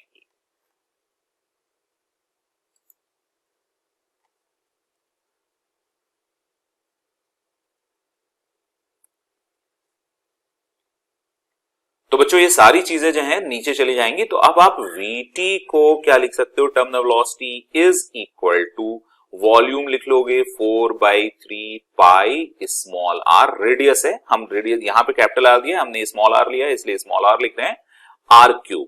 यहां हो जाएगा बच्चों D2 माइनस D1, इधर हो जाएगा G, और जब आप नीचे ले जाओगे तब लिखोगे 6 पाई ईटा और ये आर आ जाएगा, ठीक है बच्चों।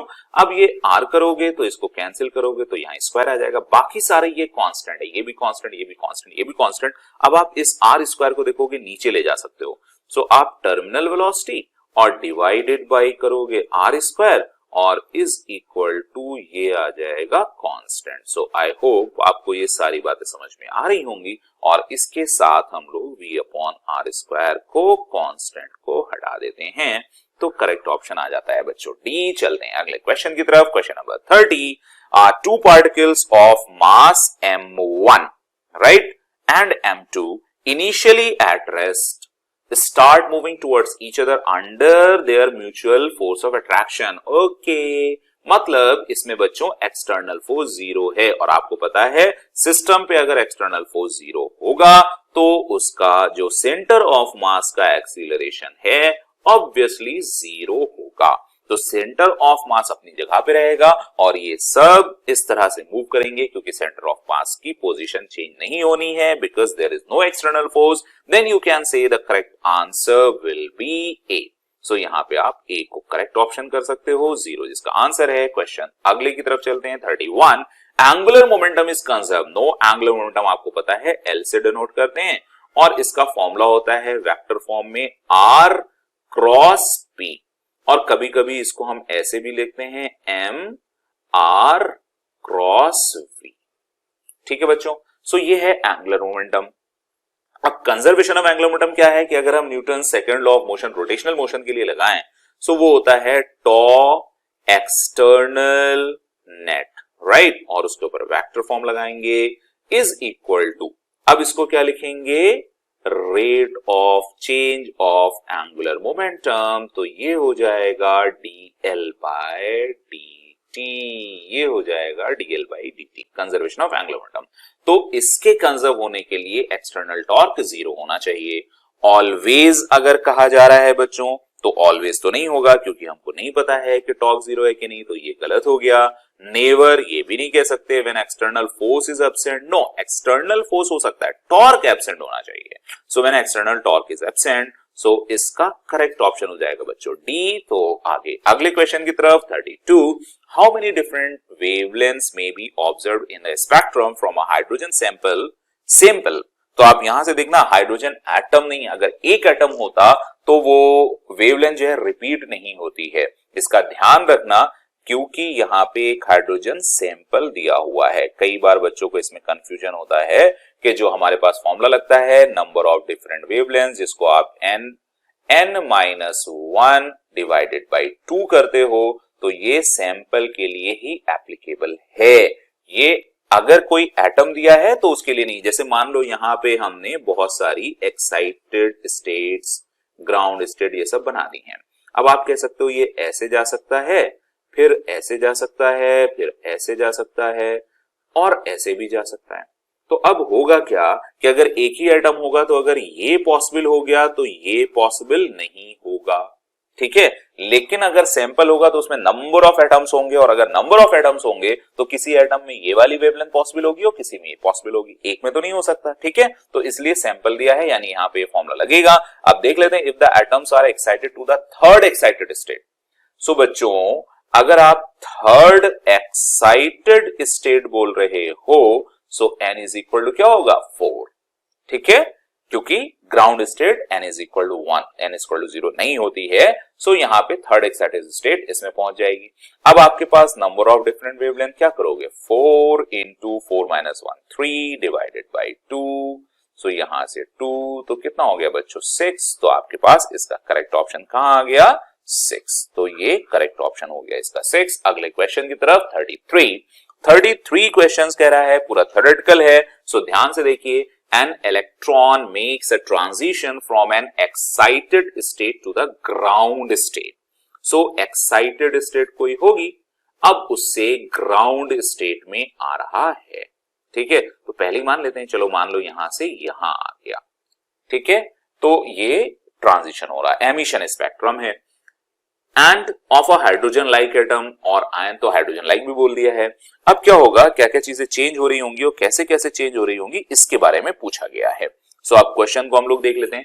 पहला कह रहा है kinetic energy and total energy decreases but potential energy increases. So देखो रेडियस कम हुई, सो हम पोटेंशियल एनर्जी चेक कर लेते हैं। पोटेंशियल एनर्जी होती है बच्चों A और ZE न्यूक्लियर चार्ज, और इलेक्ट्रॉन का चार्ज यहाँ पे माइनस, क्योंकि इलेक्ट्रॉन है, ठीक है।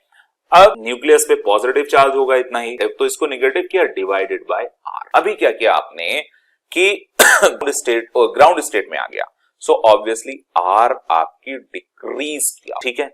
अगर R डिक्रीज किया होगा, सो जो इतना वैल्यू है, ये वैल्यू जो है, क्योंकि डिनोमिनेटर डिक्रीज कर रहा है तो ये वैल्यू इंक्रीज करेगी, और अगर ये वैल्यू इंक्रीज करी, क्योंकि यहां नेगेटिव साइन है, तो बच्चों पोटेंशियल एनर्जी जो है वो डिक्रीज करेगी, और यहां पे इन्होंने फर्स्ट ऑप्शन में लिखा है पोटेंशियल एनर्जी इंक्रीज करेगी, तो इसलिए ये ऑप्शन इनकरेक्ट है। सो पहले ऑप्शन को हम लोग करेक्ट नहीं ले सकते।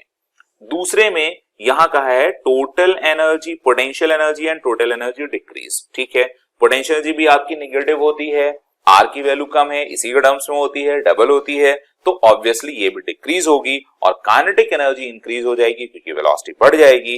तो बी ऑप्शन आपका बिल्कुल करेक्ट है, ठीक है। आपको काइनेटिक फॉर्मूला मालूम होगा, इसको देख लेते हैं। Kinetic, potential and total energy all decrease, no, not all decrease. Kinetic energy remain same, not remain same. Potential energy increases but total energy remain same, no, no, not at all. So इसलिए D गलत हो गया।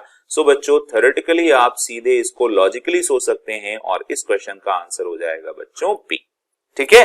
अगले question की तरफ चलते हैं। Next question है question number 34। When nucleus of U38 disintegrate to give one nucleus, अच्छा यहाँ पे ट्रांजिशन हो रहा है तो हमें देखना है क्या है। सो यहाँ क्या है बच्चों 238, और इधर आ गया है 92। अल्फा बीटा एमिशन है, बहुत ही आसान सा क्वेश्चन है। तो अगर यहाँ पे U206 हो गया, सो इसमें और इसमें डिफरेंस देख लो, एक अल्फा से कितने का 4 का डिफरेंस होता है, तो यहाँ पे जो डिफरेंस आ रहा है वो आ रहा है 32। सो 32 का मतलब क्या हो गया, एक अल्फा पार्टिकल तो आपको पता होगा ना 2He4, तो एक अल्फा पार्टिकल से क्या होता है 4 का डिक्रीमेंट। सो 32 का अगर डिक्रीमेंट हुआ है तो ये तो कंफर्म हो गया कि 8 अल्फा पार्टिकल्स होंगे, 8 अल्फा पार्टिकल्स निकले। लेकिन 8 अल्फा पार्टिकल्स हैं तो यहां से डिक्रीमेंट कितने का होना चाहिए, 16 का होना चाहिए। लेकिन अगर देखें यहां पे 16 नहीं है, कितना हो रहा है 82 दिया हुआ है। सो होना क्या चाहिए 16 का, लेकिन कम क्या हो रहा है 10, इसका मतलब कहीं से ऐड हो रहा है। कितना ऐड हो रहा है, वो 6 ऐड हो रहा है। तो 6 कहां से ऐड होता है, आपको पता है बीटा के निकलने से। सो एक ऐड हो जाता है, तो यहां पे कितना 6 ऐड हो रहा है, तो कितने बीटा पार्टिकल हो गए 6। सो फाइनली जो आंसर होगा बच्चों 8 अल्फा एंड 6 बीटा, करेक्ट। अब ये ऑप्शन आपको कहां मिल रहा है, जल्दी से ढूंढिए। 8 अल्फा पहले क्या दिया रेस्पेक्टिवली 8 अल्फा पार्टिकल, यस, तो ये ऑप्शन मिलेगा आपको ऑप्शन नंबर सी में। सो ढूंढने पे फौरन मिल गया। अब सी को आप करेक्ट करते हैं और आगे चलते हैं। इसका आंसर हो गया बच्चों C. Next question, question number 35, वो भी सिंगल चॉइस है, ऑब्वियसली सारे सिंगल चॉइस हैं। यहां पर बोला गया है in photoelectric effect the kinetic energy of emitted from the metal surface depends upon, किस पे डिपेंड करती है, इंटेंसिटी ऑफ लाइट पे तो नंबर, इंटेंसिटी का मतलब होता है नंबर, क्वांटिटी। सो इस पे नहीं डिपेंड करती है। वहां पे एनर्जी की बात हो रही है तो वो क्वालिटी पे, क्वालिटी का मतलब होता है एनर्जी जो भी आ रही है उसके पास जो काइनेटिक एनर्जी वो इंसिडेंट एनर्जी से आएगी, इंसिडेंट के पास जो काइनेटिक एनर्जी वो फोटोन की काइनेटिक एनर्जी से आएगी, फोटोन की एनर्जी वो फ्रीक्वेंसी से आएगी। तो यहाँ पे फ्रीक्वेंसी ऑफ इंसिडेंट लाइट है, तो ये ऑप्शन ठीक लग रहा है, तो इसको टिक करते हैं। वेलोसिटी ऑफ इंसिडेंट लाइट से कोई मतलब ही नहीं है, both intensity and velocity. Intensity का मतलब होता है नंबर ऑफ, ओके, इंटेंसिटी का मतलब है number of electrons emitted, but frequency का मतलब है quality. So there is a difference between quantity and quality. So इस क्वेश्चन का आंसर हो जाता है बच्चों बी। चलते हैं अगले क्वेश्चन की तरफ। अगला क्वेश्चन है 36। A simple pendulum suspended from the ceiling of a lift when the lift is at rest, okay? Time period is t, okay? अगर रेस्ट पे है सो टाइम पीरियड जो होगा वो t is equal to 2 pi under root L by G होगा। इसको हम लोग पहला मान लेते हैं, ठीक है। With what acceleration should be lift be accelerated upward, okay? अगर अपवर्ड, तो बच्चों अगर लिफ्ट अपवर्ड जाएगी ये एक्सीलरेशन से, सो यहां पे इफेक्टिव जो होगा, क्योंकि शैडो फोर्स नीचे लगेगा, सो अब जो जी इफेक्टिव हो जाएगा वो हो जाएगा बच्चों जी प्लस ए, करेक्ट। सो अभी जो टी होगा वो टी डैश होगा, और क्वेश्चन ने कहा है कि बच्चों टी डैश है वो टी बाई 2 है, और वो कितना है 2 पाई है, अंडर रूट है एल, और डिवाइडेड बाई जी की जगह है जी plus A. So I hope आपको ये बातें समझ में आ रही होंगी। अब अगर हम इन दोनों इक्वेशन को डिवाइड करते हैं बच्चों, सो यहां क्या मिलेगा 1 और यहां मिलेगा 1/2 इज इक्वल टू 2 पाई, ये सब कैंसिल हो जाएगा। अब ये डिनोमिनेटर में है तो रूट में हो जाएगा बच्चों ऊपर जी प्लस ए, नीचे हो जाएगा जी, ठीक है। अब स्क्वायर करते हैं, ये 2 ऊपर जाएगा तो इधर हो जाएगा 4, यहां पे बचेगा रूट हट के जी प्लस ए, तो हम क्रॉस मल्टीप्लाई भी साथ में ही कर लेते हैं, और इधर हो जाएगा जी प्लस ए, और यहां से आपको दिख रहा है कुछ करने की जरूरत ही नहीं है। ए इज इक्वल टू कितना होगा 3g, और ए अगर 3g है तो 3g 3g 4g अब तो 5g आने वाला है बच्चों ना, ठीक है, बी। तो इसका करेक्ट ऑप्शन हो जाएगा 3g, ओके। चलिए अगले क्वेश्चन की तरफ चलते हैं। 36 बहुत आसान था, आसानी से हो गया। Question number 37। सो 37 क्या है, the difference in variation of resistance, okay, with temperature in a metal and semiconductor arises essentially due to the difference in, किस वजह से आता है टेम्परेचर के साथ। तो सभी को पता है कि जो रेजिस्टेंस है वो कंडक्टिविटी पे डिपेंड करता है, conductivity number of free charge carriers पे है। तो जहां पर जब टेम्परेचर इंक्रीज करते हो, सो जो वेरिएशन है चार्ज का, फ्री चार्ज डेंसिटी का, बहुत ज्यादा बॉन्ड टूट जाते हैं, उससे वो ज्यादा इलेक्ट्रॉन फ्री हो जाते हैं। तो अगर हम सेमीकंडक्टर्स में कहें, क्रिस्टल स्ट्रक्चर का मतलब नहीं है, variation of number of charge, अचानक से वेरिएशन होता है नंबर ऑफ चार्ज कैरियर्स का विद टेम्परेचर। सो यहां पे जो बी ऑप्शन है वो बिल्कुल करेक्ट है, तो आप यहां से बी मान सकते हैं। आगे चलते हैं, type of bonding no, variation of scattering no. So 37 का absolute answer exactly absolutely correct answer हो जाएगा बी। चलते हैं अगले क्वेश्चन की तरफ, क्वेश्चन नंबर 38। 38 भी थ्योरेटिकल ही लग रहा है बच्चों। Photon of light enters a block of glass, okay, travelling through vacuum, block of glass. So ये है और यहां से फोटोन एंटर करता है, फोटोन के पास एनर्जी होती है, एनर्जी h इंटू न्यू होती है। अब देखें क्वेश्चन क्या कह रहा है, the energy of the photon of entering, energy of photon on entering the glass block. अगर ये ग्लास ब्लॉक है तो आगे जाके वेलोसिटी चेंज हो जाएगी, है ना, वेवलेंथ चेंज हो जाएगी, फ्रीक्वेंसी चेंज नहीं होगी। Increase because it's associated wavelength, decrease wavelength पे डिपेंड नहीं करता, वेवलेंथ होगी, लेकिन वो कैसे होगी, E is equal to H C by lambda. अब लैम्डा डिक्रीज होगी लेकिन साथ में सी भी डिक्रीज होगी, तो हम न्यू से चेक करेंगे। Decrease because the speed of, speed पे डिपेंड ही नहीं करता है तो इसकी भी कोई बात नहीं है। Stay same because the speed of, stay same because the speed of radiation and the associated wavelength do not change. No, speed तो change होती है और wavelength भी change होती है। Stay same because the frequency, yes, that I told you here, frequency remains same, velocity और speed change हो जाएगी, wavelength बच्चों change हो जाएगी, new frequency same रहेगी बच्चों। अगर ये same रहेगी so E is equal to, ये तो प्लैंक कांस्टेंट है, कांस्टेंट ही रहेगा, E is equal to H nu करेंगे तो एच न्यू भी सेम रहेगा। सो ऑप्शन आपको जो करेक्ट मिलेगा बच्चों वो एग्जैक्टली डी मिलेगा और ये डी इसका सही आंसर है। अगले क्वेश्चन की तरफ चलते हैं बच्चों, question number 39।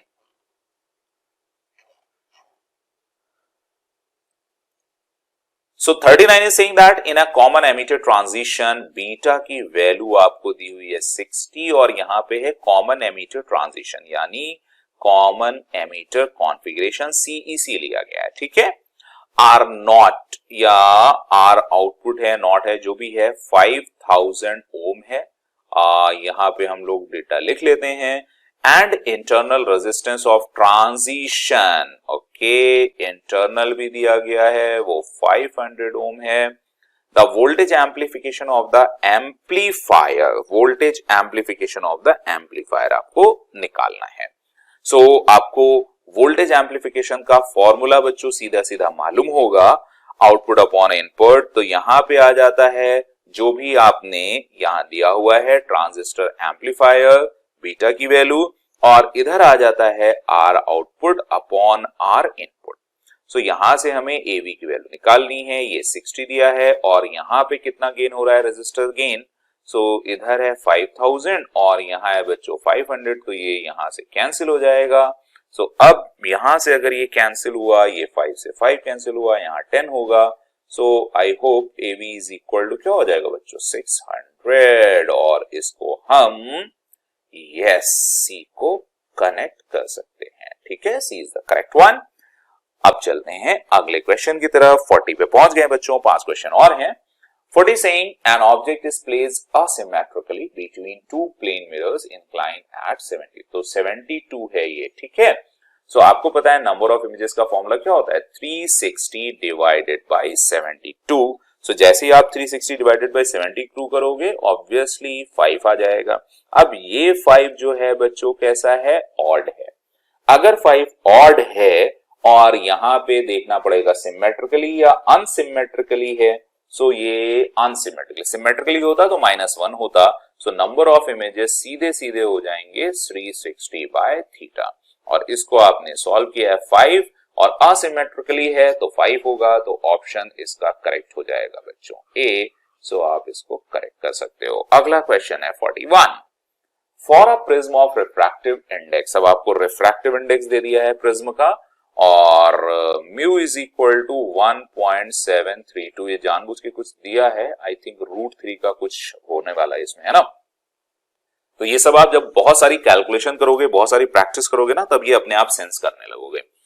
the angle of minimum deviation is equal to angle of minimum deviation is equal to angle of prism यानी A है। सो इसके बीच में then the angle of prism, तो ये फॉर्मूला तो आपने पढ़ा होगा एंगल ऑफ मिनिमम डेविएशन का, म्यू इज इक्वल टू यहां हो जाएगा साइन और delta M plus A divided by 2, यहां हो जाएगा sine into A by 2, correct. So अब जो म्यू है आपके पास वो दिया गया है बच्चों √3, हम √3 लिख रहे हैं क्योंकि उससे ज्यादा आसान रहेगा। यहां पर डेल्टा एम को जैसे ही आप है ना, इसको जैसे ही आप यहां पुट करोगे तो इधर हो जाएगा आपके पास साइन ए और यहां पर हो जाएगा आपके पास sine A by 2, correct. So sine A और साइन ए बाई 2, अब आप इसको सॉल्व करके देखेंगे। वैसे सॉल्व करोगे तो ज्यादा बड़ा होगा, लंबा होगा, आप इसको पुट करके देखो। जैसे यहाँ 60 और यहाँ 30 हो गया, 60 √3/2, यहाँ 1/2, तो ये सिर्फ कैंसिल होके √3 बचेगा। तो इत्तेफाक की बात है, ये अच्छी बात है कि अपने पास ये ही आ जा रहा है ए। सो हमने ऑप्शन रख के चेक कर लिया, 60 करेक्ट आंसर है। 70 में आपको करना पड़ेगा 40 + 30 या और कुछ, लेकिन उसमें इतना आसान √3 नहीं आएगा, 50 में भी नहीं आएगा, तो 60 इसलिए बिल्कुल करेक्ट ऑप्शन है। अगले क्वेश्चन की तरफ चलते हैं बच्चों। 42, narrow slit of width 1 mm। So narrow slit of width 1 mm, ये शायद यस वेव ऑप्टिक्स का है। अब देखते हैं क्या रहा है।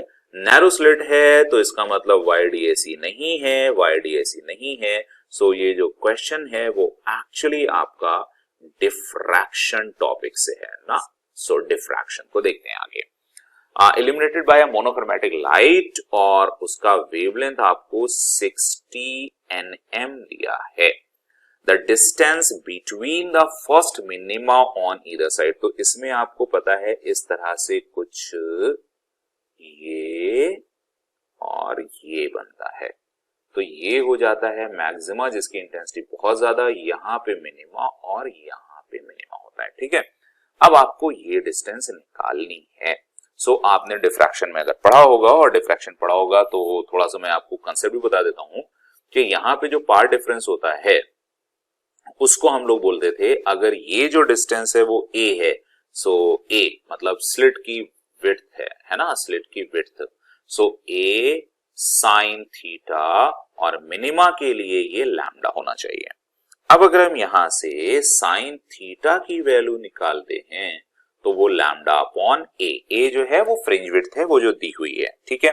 अब यहां आपसे पूछा गया है ये लेंथ क्या है, तो साइन थीटा क्या हो जाएगा बच्चों, अगर आप इसको रखोगे तो थीटा वेरी स्मॉल, तो उसको आप क्या करते थे, ये डिस्टेंस अगर y है मान लेते हैं और वो कैपिटल D है, so sine theta is equal to theta because very small and that is equal to tan theta, तो आप कहोगे y बाई कैपिटल D और इधर हो जाएगा लैम्डा बाई a। अब यहां से अगर आपको y दिखता है, सो lambda capital D divided by a करेंगे तो y की वैल्यू जो मिलेगी उसको सॉल्व करेंगे बच्चों। हमारे पास आपके पास लैम्डा की वैल्यू भी है और d की वैल्यू भी है, सबको रख लेते हैं। So y is equal to lambda कितना है बच्चों, लैम्डा कितना हो गया 60 nm, तो यहाँ 60 और इनटू 10 टू द पावर -9 हो जाएगा। कैपिटल D दिया होगा देखो कहीं 2 मीटर, सो यहाँ 2 मीटर में हो गया, ठीक है। ये मीटर में हम लोग कन्वर्ट कर रहे हैं सब, है ना। और उसके बाद यहाँ पे D की वैल्यू कितनी दी हुई है, A की वैल्यू 1 mm का मतलब 10 टू द पावर -3। सो जब ये सब कैलकुलेट करेंगे तो y की वैल्यू अपने पास आ जाएगी, कैलकुलेट करने के बाद 1 2, सो 1.2 into 10 to the power 3 हो जाएगा -6, प्लस में आएगा और ये सब mm में है तो आ जाएगा -6 और 3, सो -3 यहाँ पे निकाल लिया मीटर, ठीक है। सो ये 1.2 अगर ये इसको हटा दें तो आप y is equal to 1.2 mm, तो क्या 1.2 mm आंसर हो जाएगा बच्चों, नो, क्योंकि 1.2 तो ये है, आपसे पूछा है दोनों ये डिस्टेंस, सो ये डिस्टेंस का मतलब क्या हो गया 2y, सो 2y की वैल्यू कितनी हो जाएगी 2.4 mm। So I hope everybody got it. What, देखो ये भी दिया हुआ था, राइट। सो यहां से 2.4 mm, तो कहाँ है देखो, कहीं कुछ सेंटीमीटर में भी है और कुछ mm में, तो आप ध्यान रखना इसका, कहीं 2.4 देख के और ज्यादा खुशी में आप सेंटीमीटर वाला आंसर ना कर दो, ये है डी। सो इसका करेक्ट ऑप्शन बच्चों डी हो जाएगा और इसी के साथ हमारा 42 कंप्लीट हुआ। अगले क्वेश्चन की तरफ चलते हैं। अगला क्वेश्चन है 43। 43 क्या कह रहा है बच्चों, पोलराइजेशन का क्वेश्चन है। अब जैसे जैसा कह रहा है वैसे वैसे हम लोग सॉल्व करेंगे। Unpolarised light of intensity I passes through an ideal polarizer A. Another identical polarizer B is placed behind it. तो पहले एक तो हम एक्सिस बना रहे हैं, ठीक है, इसको बना लिया A और एक उससे पीछे पड़ा है B और इसमें इंटेंसिटी जा रही, वो बाद में लिखेंगे, ठीक है। identical B is placed behind A. The intensity of light beyond B is I/2. Okay, अगर यहां से हमें I मिल रही है, सो यहां पे अनपोलराइज्ड लाइट होगी, पोलराइजर से निकलने के बाद यहां पे आएगा तो वो कह रहा है I/2 है। चलिए अच्छी बात है। Now another identical polarizer C भी आ गया। Polarizer C is placed between A and B. Okay, यहां से कर देते हैं A and B. The intensity beyond B is now found to be 1/8, I/8. कुछ गड़बड़ हुआ है, फिर से देखो, कुछ क्वेश्चन में गड़बड़ लग रहा है। Unpolarized light of intensity I pass through an ideal polarizer A. Okay. Another identical polarizer B is placed behind A. Correct. The intensity of light beyond B is okay, found to be I/2. Now another polarizer C is placed between A and B. Okay, so placed between A and B. यहां से ऐसे रख दिया, ठीक है। And the intensity beyond B is now found to be I/8. So question ने कुछ तो गड़बड़ किया है, क्योंकि यहाँ पे I है, यहाँ I/2 है और यहाँ निकलने के बाद भी I/2 है, कुछ तो गड़बड़ है, लेकिन मान लेते हैं, चलो यहाँ पे है I/8 जैसा इन्होंने कहा है, ठीक है। अब अगर हम इसमें, वो आपको पता होगा, law of malleus, so law of malleus लगाते हैं और देखते हैं इन्होंने पूछा क्या है पहले। Now another identical polarizer C is placed and B, the angle between polarizer A and C. तो पहले तो इनके और इनके बीच में देख लेते हैं, इनके और इनके बीच में अगर थीटा है, करेक्ट। सो अगर इनके बीच में थीटा है, सो यहां से I/2 पहुंचेगी और यहां पे जो निकलेगी I1 मान लेते हैं। सो वो I1 कितनी हो जाएगी बच्चों, I/2 cos स्क्वायर थीटा, ठीक है बच्चों। अब ये cos स्क्वायर थीटा जो है वो कहां से आया है, वो एग्जैक्टली आपका ये आया हुआ है मैलस लॉ से। मैलस लॉ आपको पता होगा। अब यहां पे I1 पहुंची। अब अगर हम इसके और इसके बीच में माने, देखो यहां से जब आपने देखा तो थीटा है और ये दोनों पैरेलल थे, है ना। Ideal polariser A, another identical polariser B placed behind A. So इसके बीच में अब आपको पूछा है angle between polariser A and C. So C वाला कौन सा है बच्चों, ये, करेक्ट, C वाला ये है। अब अगर हम यहां से इसको थीटा भी मान लेते हैं और उसको कैलकुलेट करते हैं, सो ये और ये पैरेलल थे, तो इनके और इनके बीच का जो एंगल बचा होगा बच्चों 90 माइनस थीटा बचा होगा, ठीक है। सो अभी यहां से जो इंटेंसिटी निकल रही है वो है I/2। सो उसी लॉ से I2 जो होगा वो होगा बच्चों I1 into cos square 90 minus theta. So I hope ये बात आपको समझ में आ रही होगी कि किस तरह से cos स्क्वायर 90 माइनस थीटा है। अब I2 तो आपको दे दिया कितना है, I/8, ठीक है, और I1 भी पता है, तो हम इस I1 को और इस I2 को यहां रखते हैं। सो I2 को आप जब लिखोगे तो हो गया I/8, करेक्ट। इसके बाद क्योंकि यहां से ये पोलराइजर है इसलिए, और फिर I1 कितना है, I1 है I/2 cos square theta into cos square 90 minus theta. Cos square 90 minus theta को हम क्या कर सकते हैं, साइन स्क्वायर थीटा। तो यहां हो गया साइन स्क्वायर थीटा। यहां आपको सॉल्व करके थीटा की वैल्यू निकालनी है। तो थीटा की वैल्यू निकालने के लिए यहां पे अगर हमें 4 मिल जाए, पहले तो इसको उड़ा दो, 2i से i उड़ा दो और 2 और यहां 4 उड़ा दो, तो इधर बचा 1। अब इसको इधर ले जाओ 4 का हो जाएगा 2 साइन थीटा और ये आया कॉस थीटा, इसको स्क्वायर कर दो, इधर हो जाएगा साइन 2 थीटा। तो अभी हम 1 का रूट कर दें इधर और इधर कर दें साइन ऑफ 2 थीटा, तो 1 का रूट भी क्या होगा बच्चों, 1। सो 2 थीटा की वैल्यू साइन क्या हो गया, पाई बाई 2। सो थीटा की वैल्यू कितनी हो गई, पाई बाई 4, राइट। अब आपको जो एंगल पूछा था इसके बीच में, ये भी 45 होगा और 90 माइनस थीटा जो होगा वो भी 45 होगा। सो करेक्ट ऑप्शन आप देखेंगे डी होगा और यहां से लॉ ऑफ मैलस को यूज करके हम लोग ने इस क्वेश्चन को सॉल्व किया है। ठीक है, चलिए आगे चलते हैं। डी आंसर के बाद क्वेश्चन नंबर 44 पे। सो 44 क्या कह रहा है बच्चों, 44 भी आपका थ्योरेटिकल लग रहा है, मॉडर्न फिजिक्स का है। In a PN junction diode the change in temperature due to heating, okay, does not affect, due to heating, change in temperature does not affect resistance of no. Resistance पे बिल्कुल effect करता है और resistance पे effect करता है, इसीलिए वो डायनामिक रेजिस्टेंस होता है, वो नॉन ओमिक होता है। Effects only forward resistance, no, दोनों रेजिस्टेंस पे करता है। तो यहां पे जो ओनली लिखा है वो गलत, इस वजह से गलत हुआ। यहां भी ओनली लिखा है, इस वजह से ये गलत हुआ। और ये कहा है affects the overall VI characteristic of PN junction, ये बिल्कुल सही है क्योंकि दोनों चीजें चेंज होती हैं। और आपको पता है कि जो वीआई कर्व होता है यहां से वो स्ट्रेट नहीं होता है, वो ऐसे जाके ऐसे होता है या ऐसे जाके ऐसे होगा। तो वीआई कर्व जो है वो नॉन ओमिक है क्योंकि डायनामिक रेजिस्टेंस है, इसीलिए हम लोग डायनामिक रेजिस्टेंस बोलते हैं। तो इस बच्चों इस क्वेश्चन का आंसर हो जाएगा करेक्ट डी। ओके, चलिए लास्ट क्वेश्चन देखते हैं, क्वेश्चन नंबर 45 और हमने सारा क्वेश्चन हम लोग सॉल्व कर चुके हैं।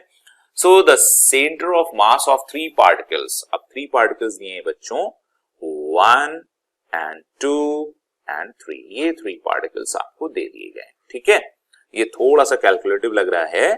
एंड इनका जो सभी का सेंटर ऑफ मास है वो 2,2,2 है।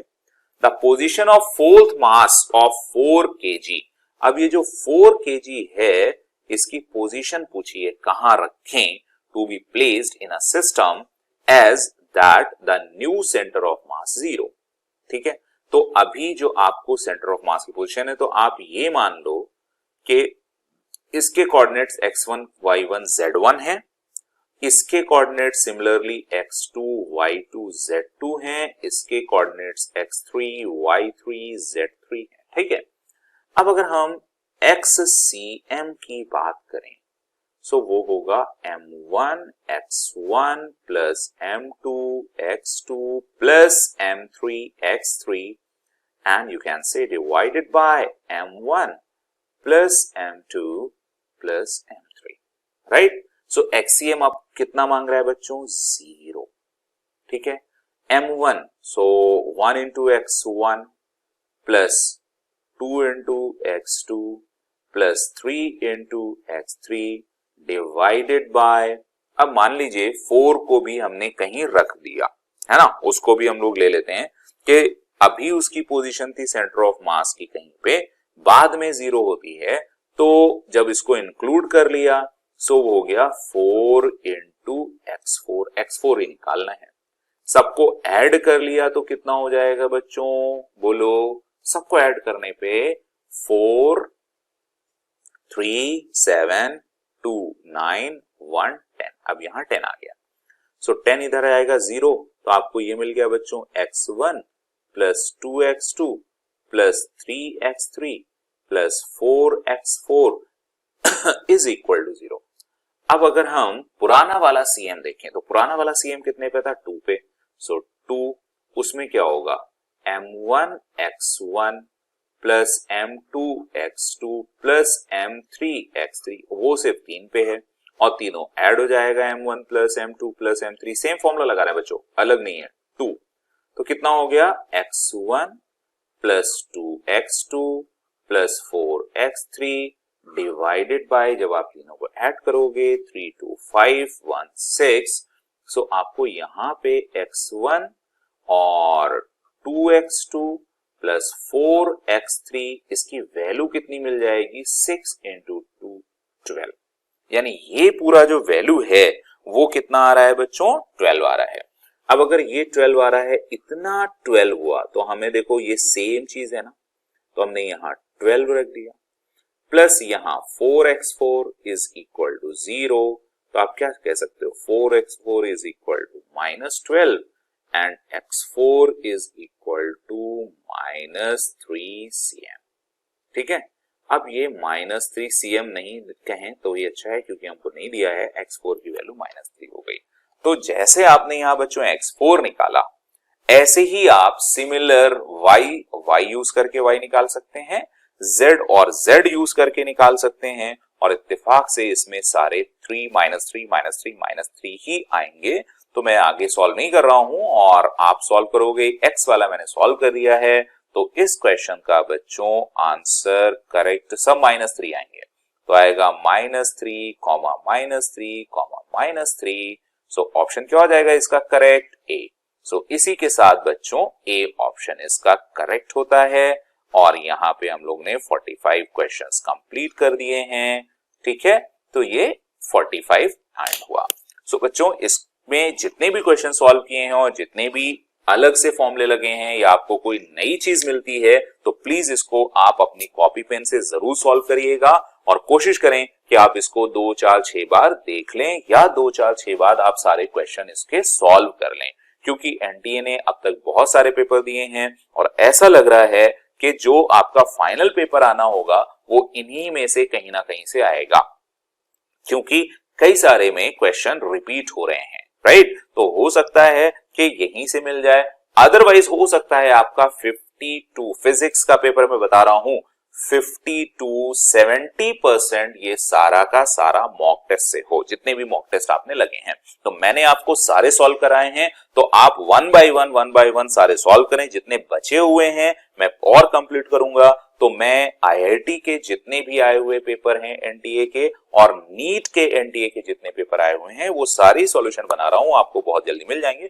बहुत सारे ऑलरेडी अपलोडेड हैं, जो बचे हुए हैं वो भी मिलेंगे। अभी इस वीडियो के बाद आपको नेक्स्ट जो पेपर मिलेगा वो 28 मिलेगा और 19 मिलेगा, तो मैं उस पे काम कर रहा हूं, और वो थोड़ी देर बाद ही आपको मिल जाएगा।